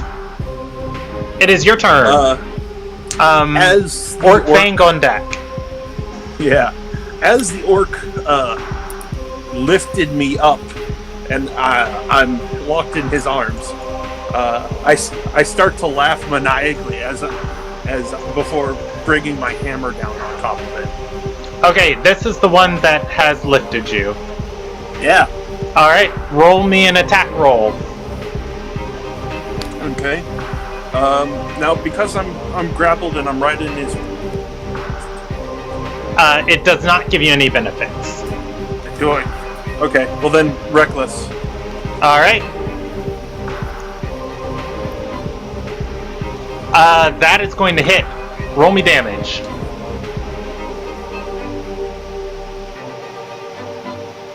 Oh, come on, I hit it. Okay, there it goes. Ah, yes. 9 bludgeoning, 2 rage, and 6 points of lightning. All I right. get a good smack on him. Is that lethal or non-lethal? Regis only knows lethal. He doesn't know how to pull a All right. punch, especially God. when he's enraged.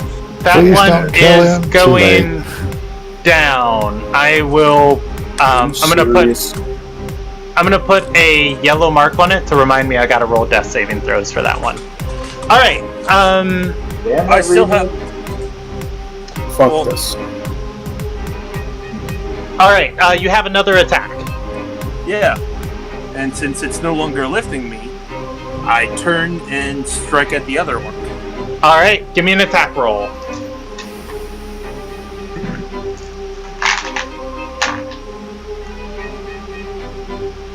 All right. You do not have advantage. The 14 is going to miss. Okay. Also, how do you... I honestly have to know. How do you make a giant hammer smacking someone non-lethal? You say it's non-lethal.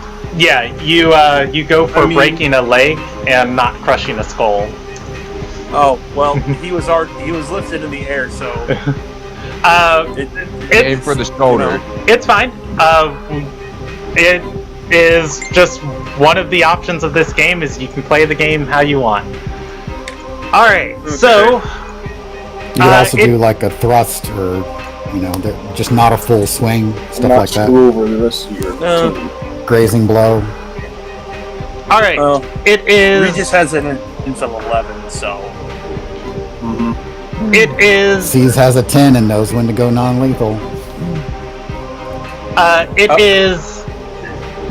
XV's turn. No, not XV. It's the Red Fang's turn. My brain just needed to catch up.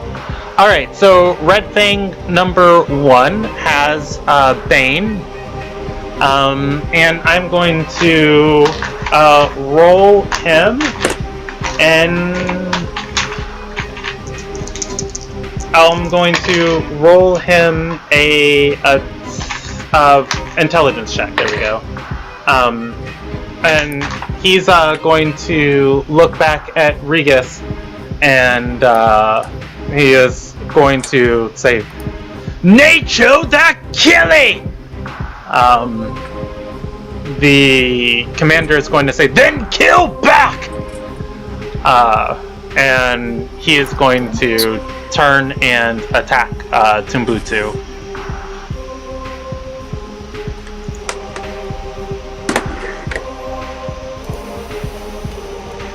Alright. He doesn't have advantage on these. I haven't disabled that. That's going to be a 22 versus your AC and 16 versus your AC. And I have him rolling normal now. AC is 16 for me. Alright, that is going to hit and hit. He deals 27 points of slash. Oh, yeah, he is, actually. Roll 1d4 and 1d4. The 22 becomes an 18, and the 16 is going to become a... Well, only the first one hit. Okay, you take 11 points of slashing damage. Alright, why did I have this one? What did I have the red dot for? I don't remember. Alright, that is its turn. XV, you are unconscious. The red dot was Bane. Yeah, I thought I had that as the heart, but that's fine. Yeah, the heart was designating him as number 1, I think. Oh, okay, fair. Alright, it is Red Fang number 2's turn. Wait, can I make a con check to wake up? Yeah, I'll give you that. So normally you regain 1 HP and wake up in 4 hours. I'm gonna say it's gonna be a DC 16 Constitution saving throw to wake up now. XV, you're at 1 HP on the ground. As you start coming to, there are 2 orcs over your body. You can see the rest of your party is engaged. Let's see. Alright, death saving throws happen at the start of your turn, so... Well, this isn't a death saving throw. Yeah, she took non-lethal, or was not dying, as I understand it, so... Let me consider what type of action I want to make this. Just to keep with the fairness of the rules.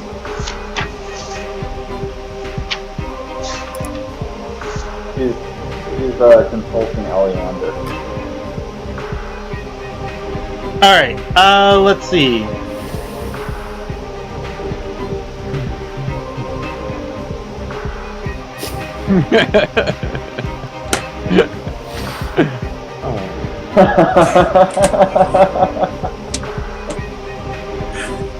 Two orcs standing over an unconscious woman. I mean, you know. Yeah, but that's a woman armed with a tentacle. I think that's a bit of a plot twist there.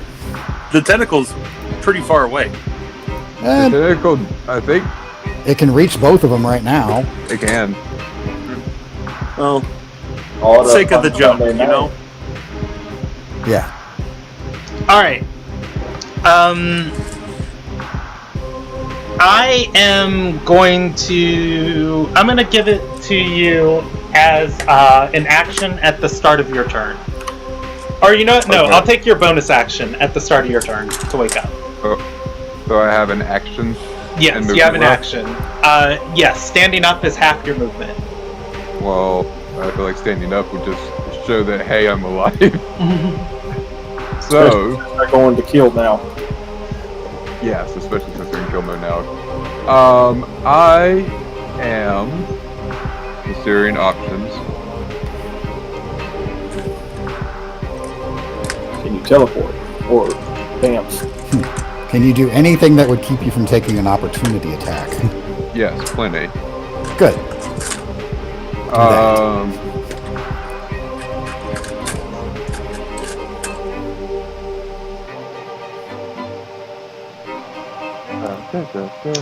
Red Fang on deck, and then Zeeth following.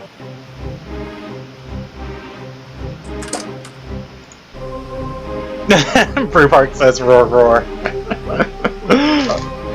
Alright, this is Spellcaster. It is. Yeah. I am going to cast Mind Thrust on it. And I'm going to use my psionic ability so that I don't have to verbally cast it. Alright. Give me un secondo. And I'll roll my d6.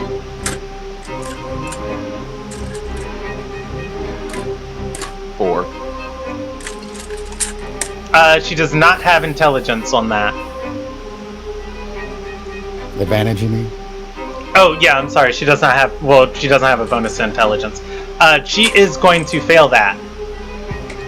Alright. I am going to pretend to be unconscious still. And, so she takes 9 psychic damage and cannot take a reaction until the end of their next turn. And must choose whether to move, action, or bonus action on her next turn. Alrighty. Now, I am going to roll you a percentage check on that. I'm fairly certain the start of that text is a target you can see, which means you would have to open your eyes and look towards her. Oh yeah, no, it's just like, it doesn't take long for me to look, cast spell, and then pretend to close my eyes again. Alright. Roar. Red Fang. Alright, so you are going to Mind Thrust Fleer. Fleer is going to go.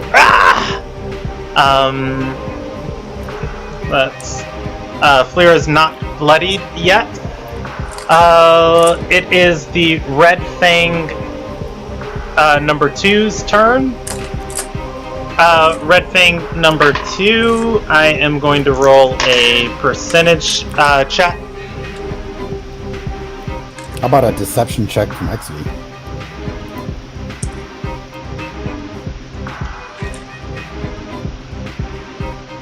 So I would say that, but normally that would require the action from XV, and I was already super generous and taking the bonus action for the waking up at the start of the round. Okay, fair point. Yeah. This guy's going to look back at XV, and he's going to, let's say, "Oh, I didn't kill you!" As he turns and he is going to stab down. He has advantage from XV being prone.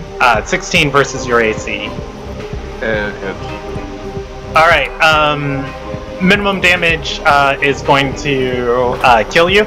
XV, you are rolling death saving throws on your turn. After that, he is going to move, and he's going to take his last attack at Z. Fantastic. Alright. He moves here, and he makes a scimitar attack. He doesn't have advantage at you, Z, so that's going to be just the 20. Alright, you take 16 points of slashing, and Bane goes off of this guy. Alright, and it is lethal damage. Alright. It is... Outstanding. Fleer's turn. Oh, give me a death saving throw. Why do I keep putting this on the wrong person every single time? Alright, that is 1 success. Alright. Fleer is going to choose to take an action.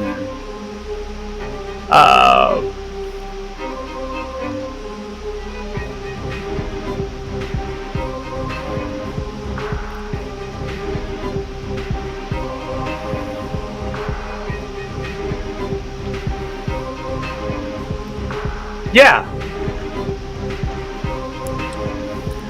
Fleer is going to cast Dominate Beast, targeting Brewbark. Give me a Wisdom saving throw with advantage, for Brewbark.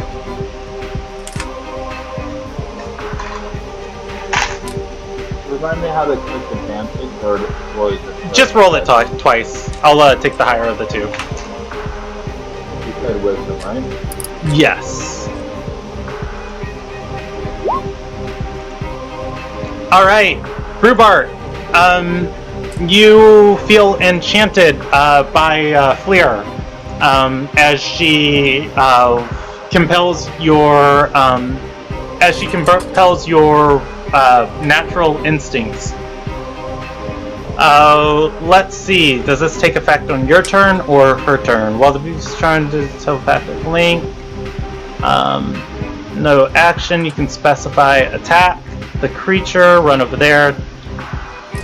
Creature completes the order, doesn't... Okay, you can use your action to take total and precise control of the target. Alright. Alright. That is her turn. On your turn, she's going to tell you to maul the guild members. Alright, it is Nacho's turn. Nacho is going to roll the recharge on his command ability. It is not going to recharge. He is going to use his longsword in 2 hands and push back Malise and attack Malise twice. That is going to miss. He doesn't have advantage on that. I have to disable that on him too. That's going to miss and hit. Malise takes 5 points of slashing damage. Alright. Malise is bloodied.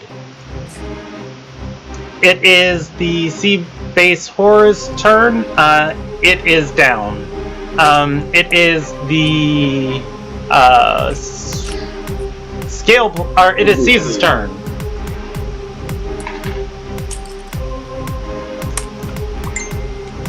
Roar, roar, roar, roar, roar. Is Nacho still weapon locked? Yes, until the end of Malise's turn. Okay. So, and 2 attacks there first. Okay. You notice Brewbark behind you is not looking very nice. Okay. 14 versus his AC. Let me double check that. That is going to miss. Actually- He is wearing metal armor. Okay. Let me actually change that second one Okay. and shift over a square Okay. and attack Fleer instead. He will throw a feint as well and look like he's going to swing at Nacho and then shift over and hit her instead. Okay. Does she have to roll any saves against that? Nope, there's no save. I just have advantage. All right. Go for it. 17 hit. 17 hits. Roll damage. Okay. And plus the superiority die brings it to 14. Let's see. That is going to hit. And for the love of everything, woman, make a con save! Make a single gosh darn con save! Just once! Alright, Is that a potentially crit? no, not on saves. Alright, she is going to fail that concentration check and lose concentration over Dominate Beast. Brewbark, congratulations, C's got you your turn back. It's the best Christmas gift anyone could ask for. Well, hold on now. I don't want him. Sees, looks at Brewbark and points at the spot he just vacated and said, "Brewbark, move up!" And then action surge on Fleer, because fuck her mind whammy bullshit. She's a druid and Brewbark's a beast! I am also a druid, but I use my powers for good. So since I forgot to turn off she is bloody. advantage, I'll call that another feint. And I'll Okay, remember to turn it off for this one. That hits. And right.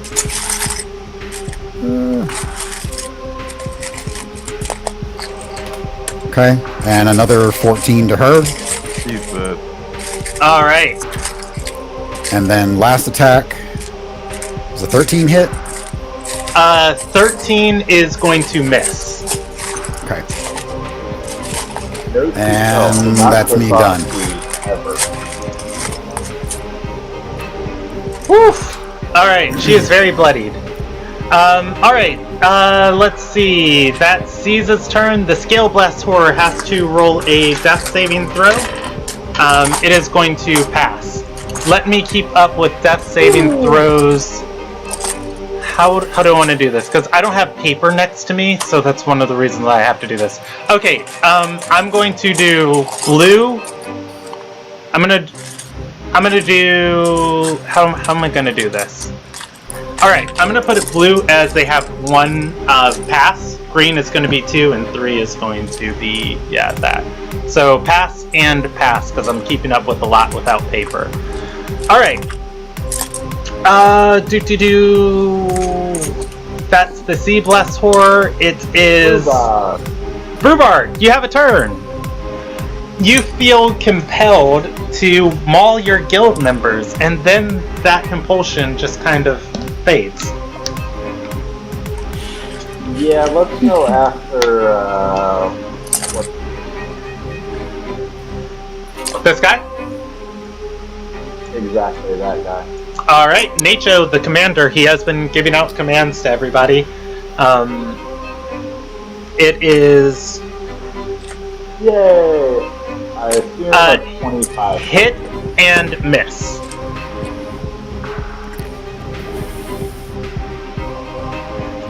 Alright. Yeah, I'll take what I can get. 10 points of damage. That is going to hurt. Obviously, you've already hit. Let's see, whose turn is it? The Stalker and Melee's on deck. So Actually, let's... real quick, my bonus action, I'm going to make my cloak solo unnecessarily. So, magic items, when you shapeshift as a druid, are absorbed into your form. So what I'll say is... I can choose. Yeah. I can choose. Oh, you can choose? Okay. Yeah, the cloak billows then. Thank you very, very much. Alright, let's see. That's great. It is the Stalker's turn.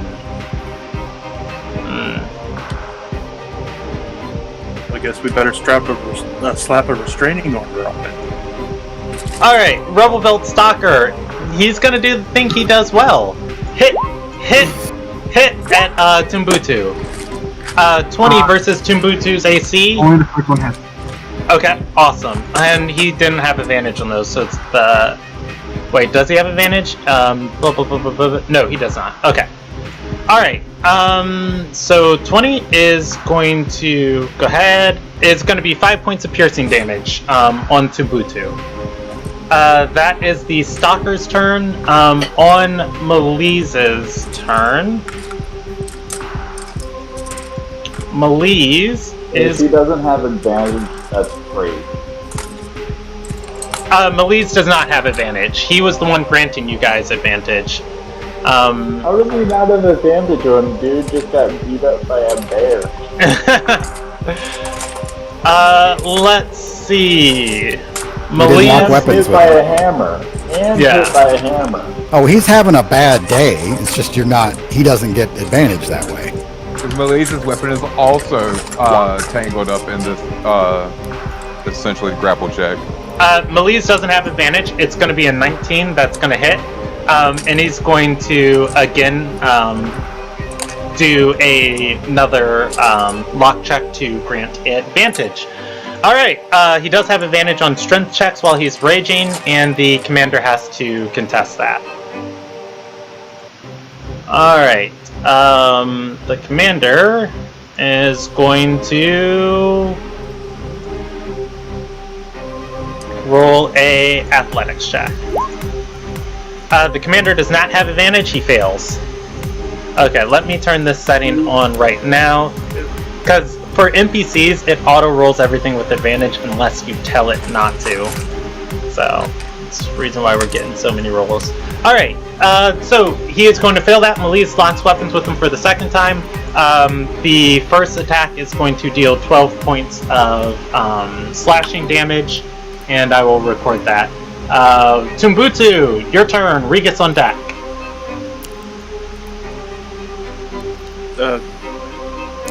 Wait. So Oh yeah. Tumbutu. yeah. Yeah. Doesn't Tumbutu go before me? Yep, that's what I said. Deck. Tumbutu's turn. Regus on deck. You are coming up next after Tumbutu. Attacking this one right here. Alright, give me an attack roll. Yes, good. I believe that 16 hits. Go ahead and roll me damage on that first one, and I'll inform you about the second one. 16 hits. 22 misses. 22 also hits. And this one goes down. Is that lethal or non-lethal damage? Non-lethal. Alrighty. And then I'm gonna turn around and Fury blows this one. Alright.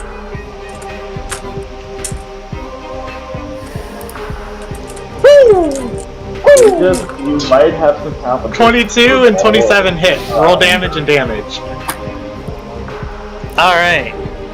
And I'm gonna do stunning strike with one as well. So he has to roll a constitution. Okay, I will He's not roll down. that. Let me just do this math first. That's 42, 20, and 30. Woo! Alright, and he has to make a con saving throw. That is 13. Fang number 1. Alright, I believe in Fang number 1. Big rolls! What did he do? 6. Failed. Alright, he is stunned for a round. Yep, and I still have 2 key points for this fight. Alright, he is stunned for this round. He spends his round in the Mortal Kombat Days animation. XV, give me a death saving throw. I failed. Alright, that is going to be your first failure.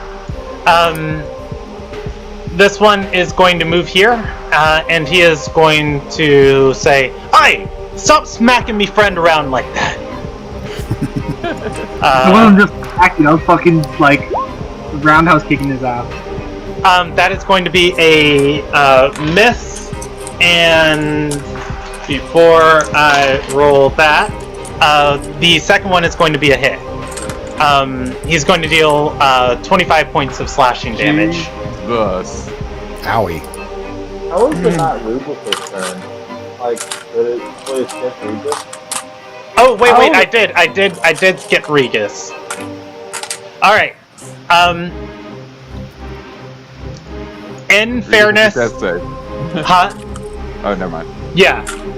In fairness, I'm gonna re-roll all of that stuff. Regis, it's your turn. Okay. Isn't that your life flashing before your eyes, Timbuktu?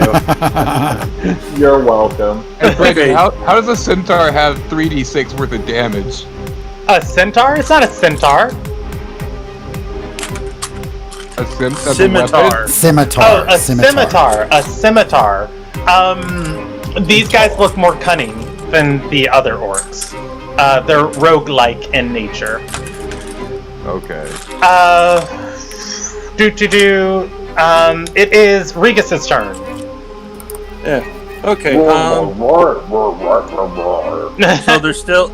Okay. So there's the one orc to the left of me, and then are there any other standing enemies, right? Or is that it? Just Nacho. Yeah. There's this one and this one in front of you. So Don't forget Flair. Yeah, Flair is still up too on the other side of this guy. I'm just talking about the ones that are standing like right in the little group. Is that? Yeah, it's just the ones I pinged for you. Would you mind pinging them again? I only caught one. This one and this one are easily within range for you. Okay. Well, since I would have to, I'd be moving away from the one orc, and it would get an attack of opportunity against me. It's currently locked with left. It's not gonna have attack of opportunity. Yeah, if he can take an attack of opportunity at you. If he does, Melise takes an attack of opportunity at him too. Oh. Okay, I thought, okay. So, seeing as Regis sees the orc having it, facing off against Melise, you said? Yes. Yeah. Gonna take a quick look around, and I'm gonna see some shenanigans with another orc over near the little monk dude. Regis never really learned his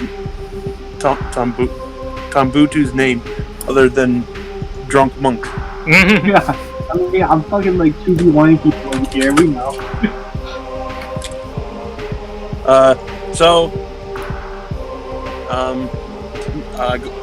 He moves. I'm Okay. move me back 10 feet. Yeah, I can handle the movement for you. Go ahead and give me those 2 attack rolls. Okay. You have advantage. Yep. Yeah, he is.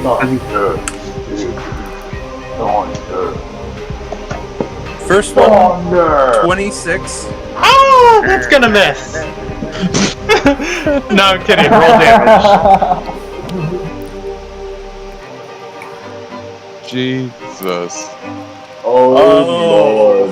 Little ball of rage trying to take his title back. All right. 19. Go ahead and roll me the second attack if you want to make it at him. I have to do this math. He is still up. Sorry, I That was a accidentally 20 hit the big fingers on a tiny screen. So advantage would get 20, right? We'll give the 21. I accidentally hit hand axe while trying to hit the maul on my sheet. 21 hits.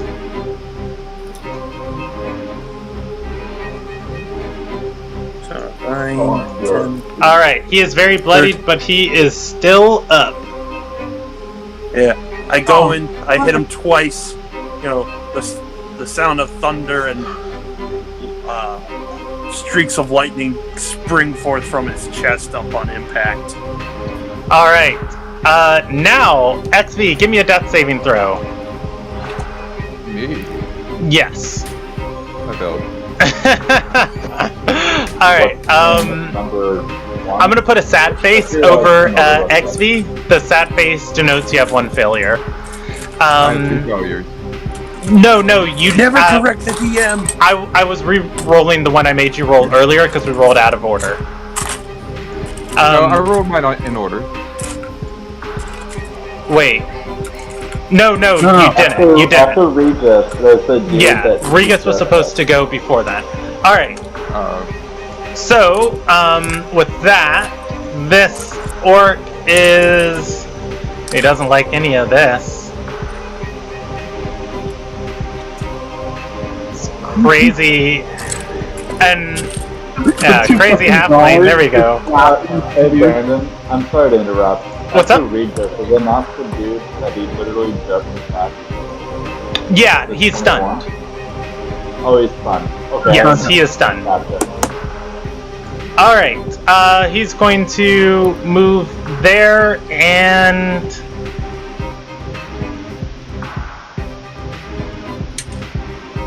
God, you guys are gonna hate me if I do that.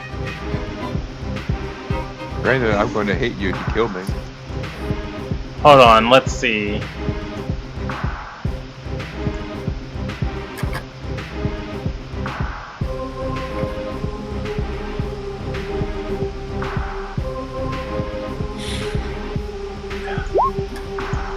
He's going to use his Veil ability. And this area of the map becomes enshrouded in darkness.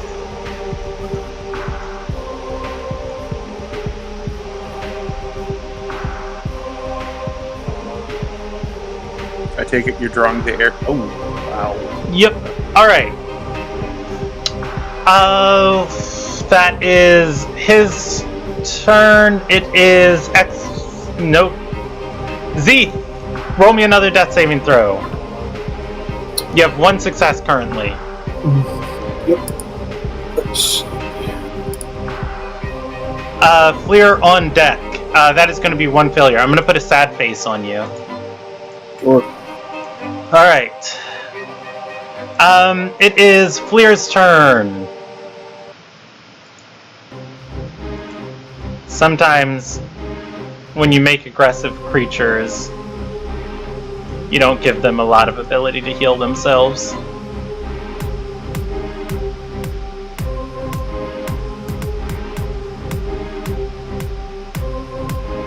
Sometimes you wish you had kept the healing potion when you identified it. Yeah.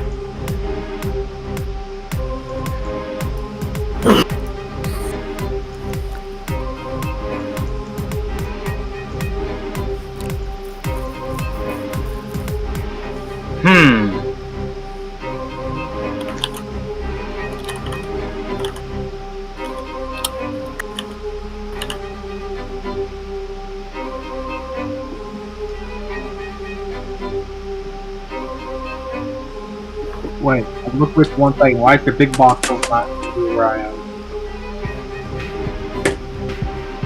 Because Shadow. Can cast darkness.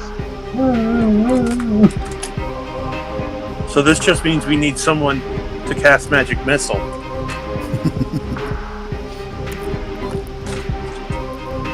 Sadly, I don't think we have anybody with magic missile. If we did, there'd be an elf in front of us. Fleer, you see her start conjuring healing magic in her hand. As she does, she is going to grab the, instead of herself, she is going to reach down and grab the ground. The arena is going to reshape. Brewbart sees Yeah, Brewbark and Seas, you become trapped in a wall of piercing thorns as roots spring out of the ground. Roll me a dexterity saving throw to not be impaled by these roots.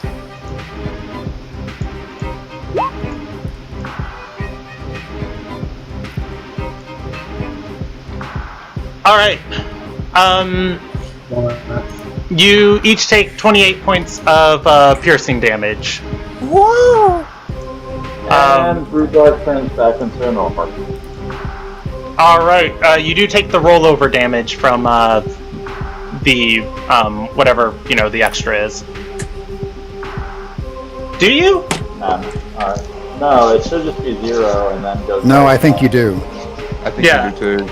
I'm pretty sure you do. I just when I played a druid, I didn't do a shape-shifting one, so I'm just unfamiliar.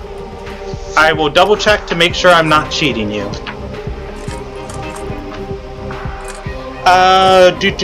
You return the benefits. Oh, okay, here you go. It is. It's in the second paragraph. Okay. Alright. The third paragraph, yes. I take their rollover. Okay. Alright, that is the wall, and let me see if you guys can move out of here. That is her turn. It is Nature's turn, but I need to double check this spell. You know what? When it comes up to your guys' turn, I'll see if you can walk out of it. Let's see, Nature's turn. What's he gonna do? He doesn't like this Malise character. Not one bit. He rolls the recharge for his ability. It is not going to recharge, and he is going to take the attack action.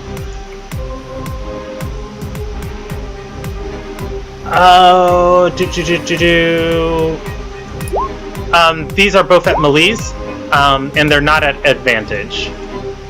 That is going to miss and miss. I've rolled 3 nat 1s this fight so far. That's great. Alright, that's gonna miss and miss.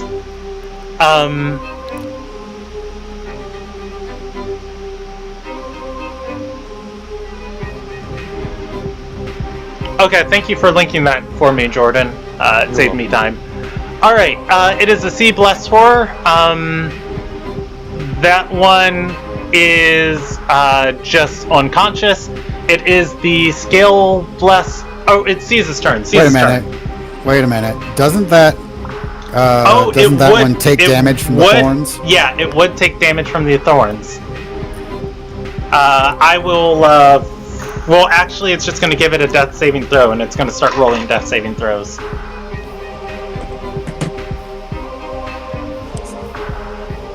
Alright, it is... Oh, wait, I gotta roll it a death saving throw. It fails. I'm gonna put a sad face on it. So many sad faces. Yeah, that denotes 1 failure, so... Alright, C's. It is your turn. Okay. Well, as a show of, I don't know, honor or something like that, drag that, what do you call it? The character underneath him. 1 north. And Okay. then he's going to proceed 1 more square north. Alrighty. And then attack Fleer. Alright, give me an You attack nearly roll. killed your own, you fool! Fleer's going to, lift up her skull helm and say, "What? Can't see anything under this thing." I'm kidding. He takes that opportunity to smash her in the face with a hammer. Alright, that is going to hit. Second attack. Sad pants. Okay. You know, so far you're 2 out of 3 on her Constitution saves. She's got plus 3 to that roll. Hey, she keeps Wall of Thorns. Alright, let's see, that's 8. The 9 is going to miss. Let me do that. she is still bloodied, by the way. And that is set. Okay, cool. Alright, that is your turn. The Sea Blessed Horror has to roll, or Scale Blessed Horror has to roll a death saving throw. It's got 1 success. It's got 2 successes. I'm going to change for 2 successes. I'm going to use a green dot. Alright, and it is Brewbark's turn. Brewbark, you're in a wall of thorns. It's difficult terrain. Oh, it's mega difficult terrain to get out of here. If I do not move a space, I do not have to do a space. I would do this one, right? No, So- if you end your turn in that square, then you have to make a dex saving throw or take another 78. Yeah, it's 20 points of movement to get out. Oh, I can 20-point move just to go 5 feet, right? Yes. Alright, And then I'll attack. roll me an attack roll. 14 is going to miss, 22 hits. Brewbark, you're not a bear right now. Oh yeah, Nope. you're not a bear.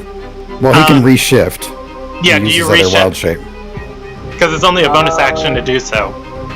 I'll just use my bonus action to shift back into a brown bear. Okay. Alright, 22 hits, 8 points of slashing damage on Nacho. Alright, so we are very close to the end of this fight. Well, I'll finish this round and then I'll give you guys the option if we want to pick it up or if we want to keep going. Alright, the Stalker is unconscious. Malise is still kicking it. He's got, let's see. Malise is going to see this commander is going down, and he's going to reckless attack. The commander is bloodied, by the way. I don't remember if I said that out loud or not. He reckless attacks twice,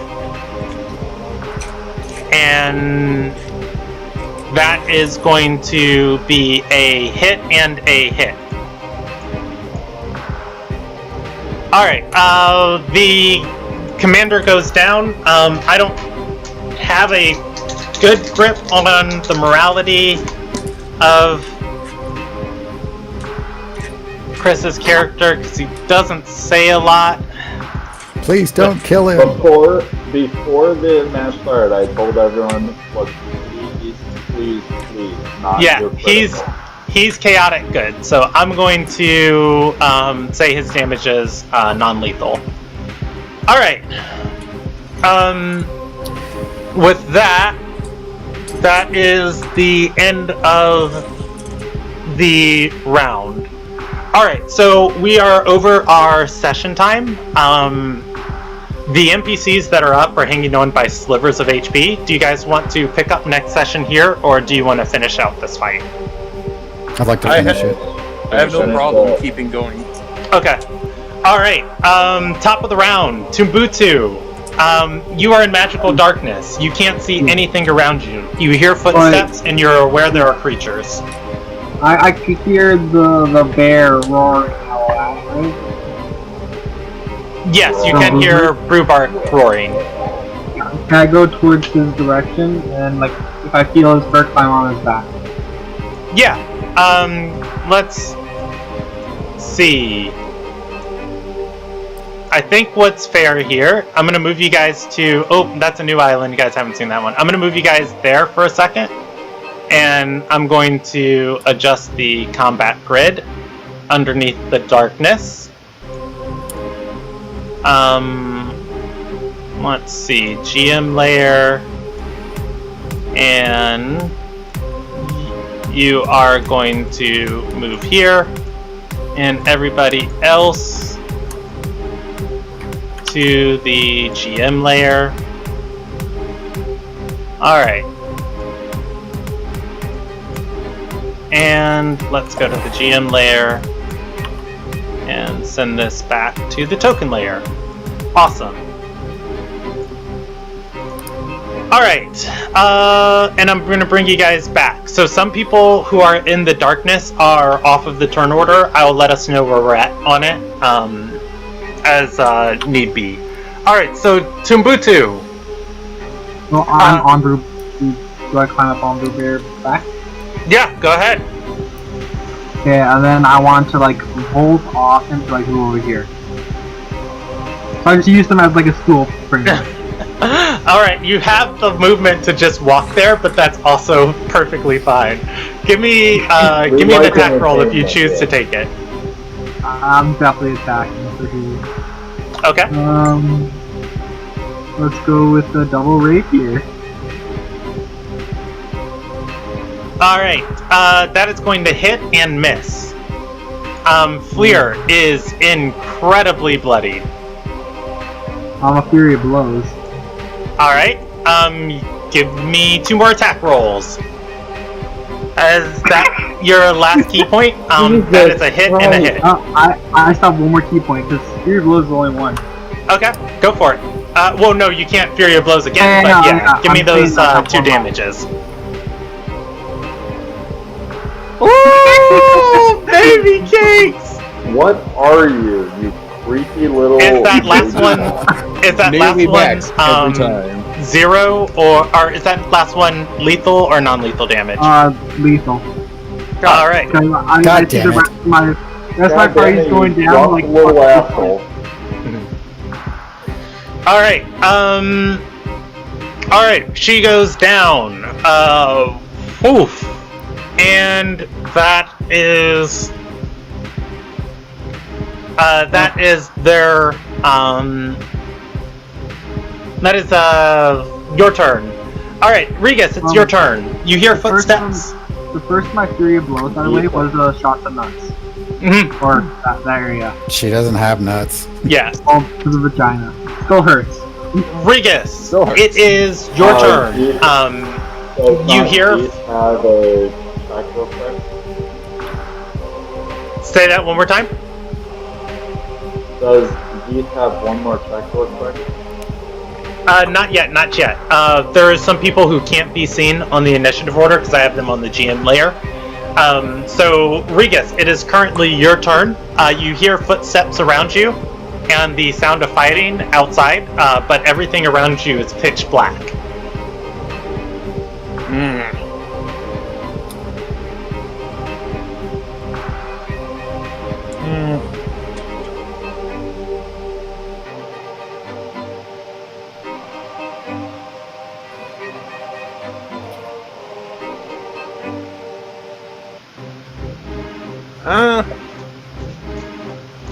Considering there was a guy standing in front of me where I just attacked, I'm gonna attack there again. Alright, give me an attack roll with disadvantage. Reckless assault to cancel that out. Go for it. 20. Okay. 10. Give me 1 second. That'll be a 10. Yep, that's Disadvantage right. plus advantage to cancel itself out. That's right. Sorry. Yeah. So then I'll just make a second attack. Alright. That is going to miss and miss. Do you want to do anything with your movement?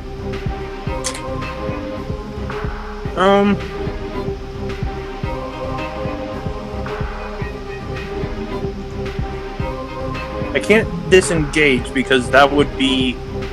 Yeah, that's an action to disengage. Yeah. You can just move away. You might take attacks of opportunity, but I don't know if the darkness would negate that, maybe? Unless they could see in the darkness. Right. Like Eldritch Sight or whatever.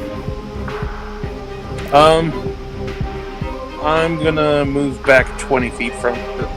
Or 10 feet should probably be fine from where I was. Okay. 10 feet, as you start backing out of the cloud, you bump into Brewbark. Do you want to keep going? No, and I don't think I'd so much bump into him as I can have halfling nimbleness, so I can move through spots that people occupy. Okay. All right. So it's more like, oh look, the halfling just zipped between my legs. All right. Let's do this and send to back. Cool beans. All right. You take 2 attacks of opportunity. Okay. First, they have advantage Miss. as you don't have sight on them. So that's going to be a 13 and a 22 against your AC, and then here's the second one. This is going to be a 20. So it's 22 and a 20 against your AC. Yeah, those 2 hit. The 13 misses. Alright. You're going to take 6 and 9 points and then of damage. 6, 15. Yep. Alright, that is your turn. It is the orc's turn. Oof. They roll intelligence checks.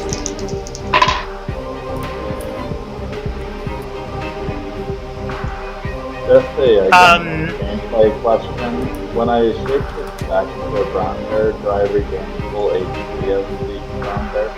Yep.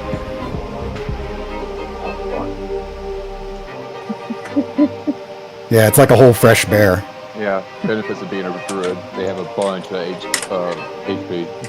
Well, All right. ways of getting HP. It's not like you have it all at once, unfortunately. Yeah.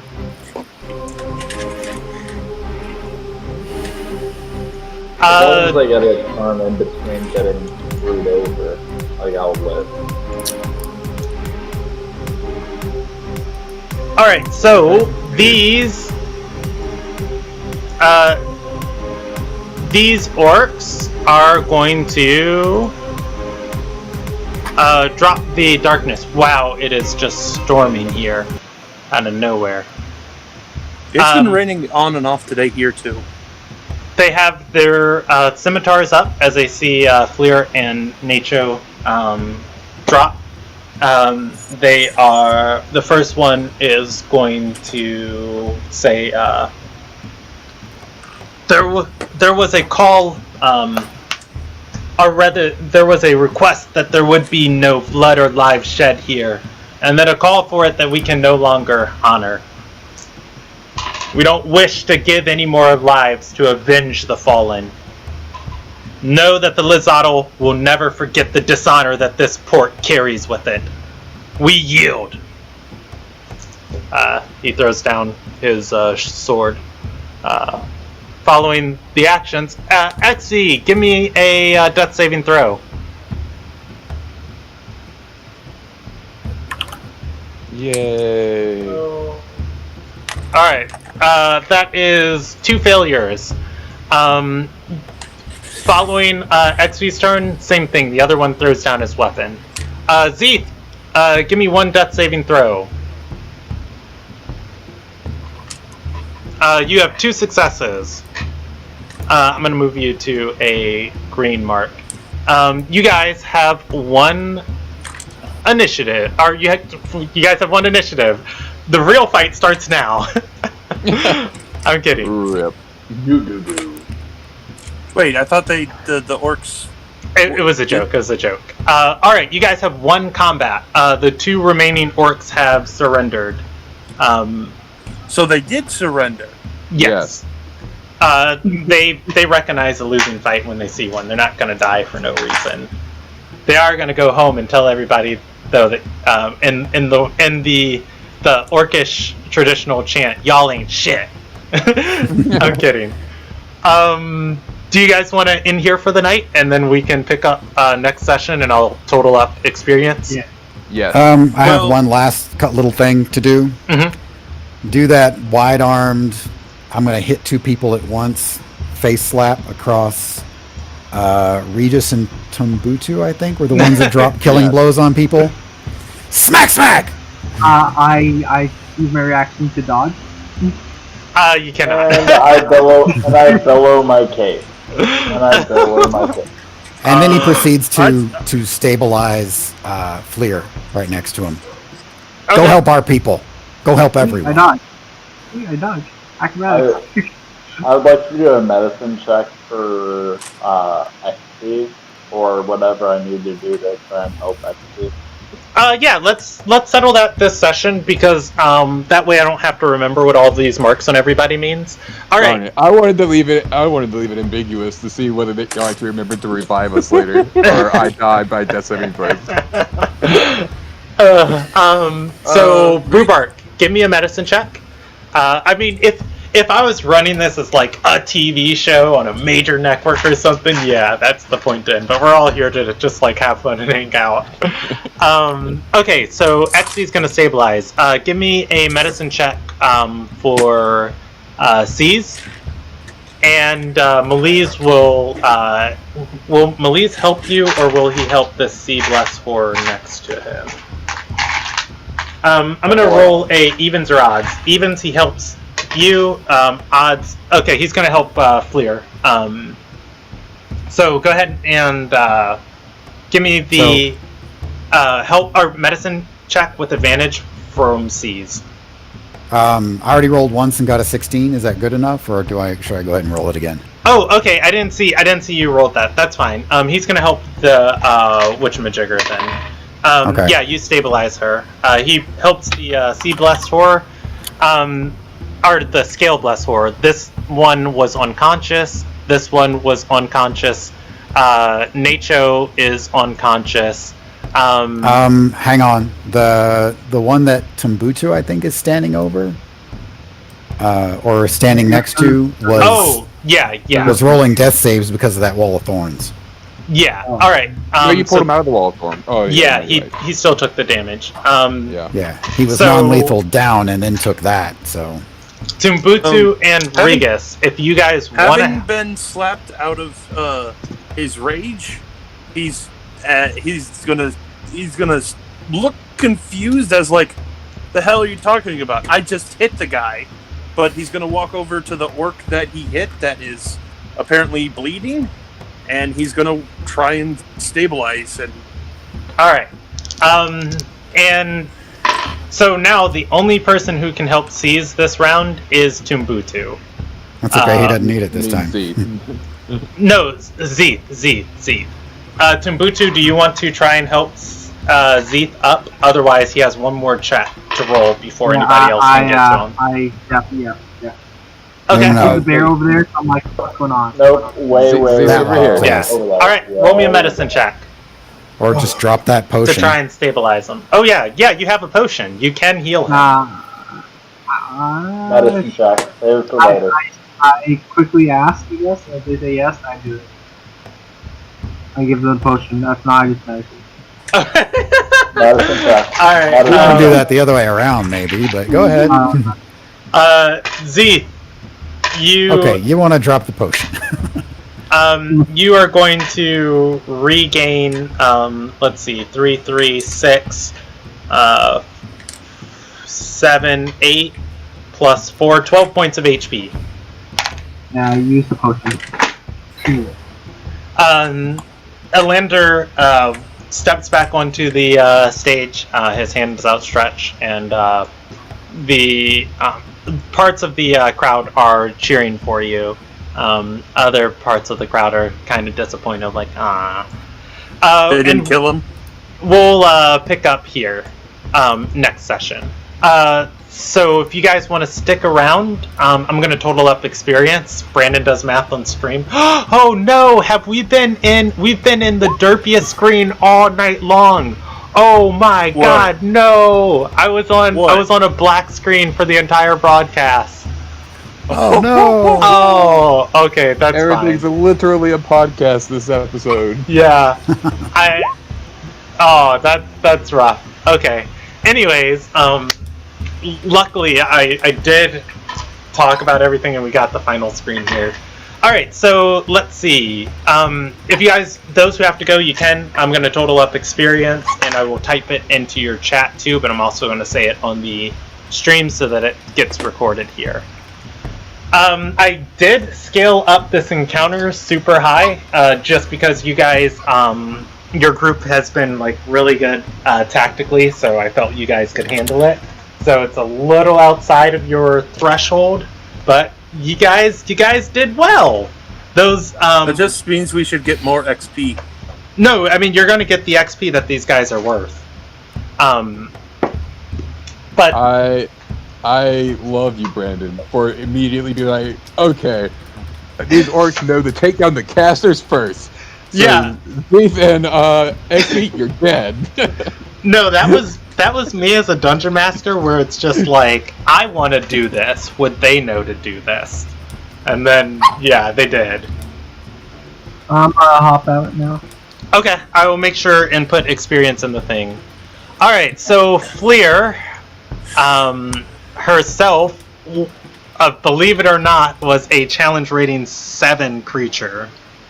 That makes sense, because she had a lot of health and a lot of high-level spells. Yeah. Yeah.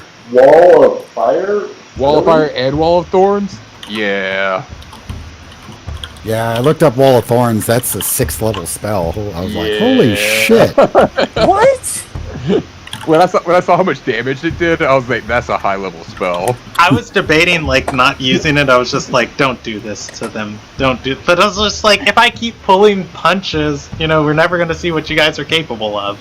And I was like, when C's didn't die from it, I was like, oh my god. Well, Okay. yeah, no, just the... I mean, he's a fighter. He's got a decent number of hit points. It's not going to drop him. But Bloody was real damn close. If I didn't To cast become a a 6th level second spell, don't you need to be like 11th level or better. Yeah. Yeah. I mean, That's yeah, why- she's that's the why- leader of her people, so... That's why she was a CR7. Yeah, well, the other thing is that it it have a second bear, I would have been screwed. Like, It I would have been would've worse. Completely dead. Yeah. Having those extra bear or form points is nice. If I hadn't second winded and had some temporary hit points from the padding, he would have been real close to dropping, if not on the deck. I was So- upset that combat started almost immediately because I didn't have time to get into position, because I would have not have been frontliner. I was only frontliner because we were doing the whole shake hands, meet the opponents before we start. Yeah, And they then just you're like, charge. fight combat, and they charge me, and that's why I was like, oh fuck, because I hadn't cast mage armor. I was like, there's no way I lived this, and lo and behold, I didn't live it. I actually got a little scared at the end, because you and Zeeth had a good chance to die if you rolled like a nat 1 on the death saving throw. I was like, well, Oh yeah, it is what it is. I would have been rolling up a new character. Okay. XV, the character who said the least amount of words in Ilderon. Died as silently as she lived. Alright, 100 plus 700 plus... I am missing something. Oh, I know what I'm missing. Okay. I'll go back and add that next. I'm gonna point out how awesome it was to have a mount. The amount. For Tutu. That was spectacular. I apologize to Tutu for taking forever to move, but it was worth it. I mean, it wasn't your fault. RNG just gave you a 6 on the initiative order. True. Alright, and plus 700. And there were 7 of you. So, let me record this. 700 and 5,900. Alright. Divided by 7. Experience tonight is going to be 843 experience for combat.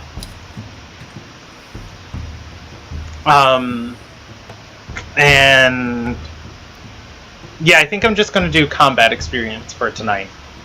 And we'll have an opportunity to do story stuff next session. Alright, thank you said guys. it was how much XP? 842 experience per, or 43, 843 per person.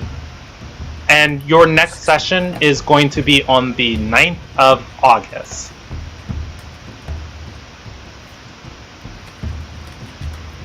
All right, thank you everybody for playing tonight, and I promise next time I'll still be streaming from my laptop. Well, I don't even have my end screen set up here.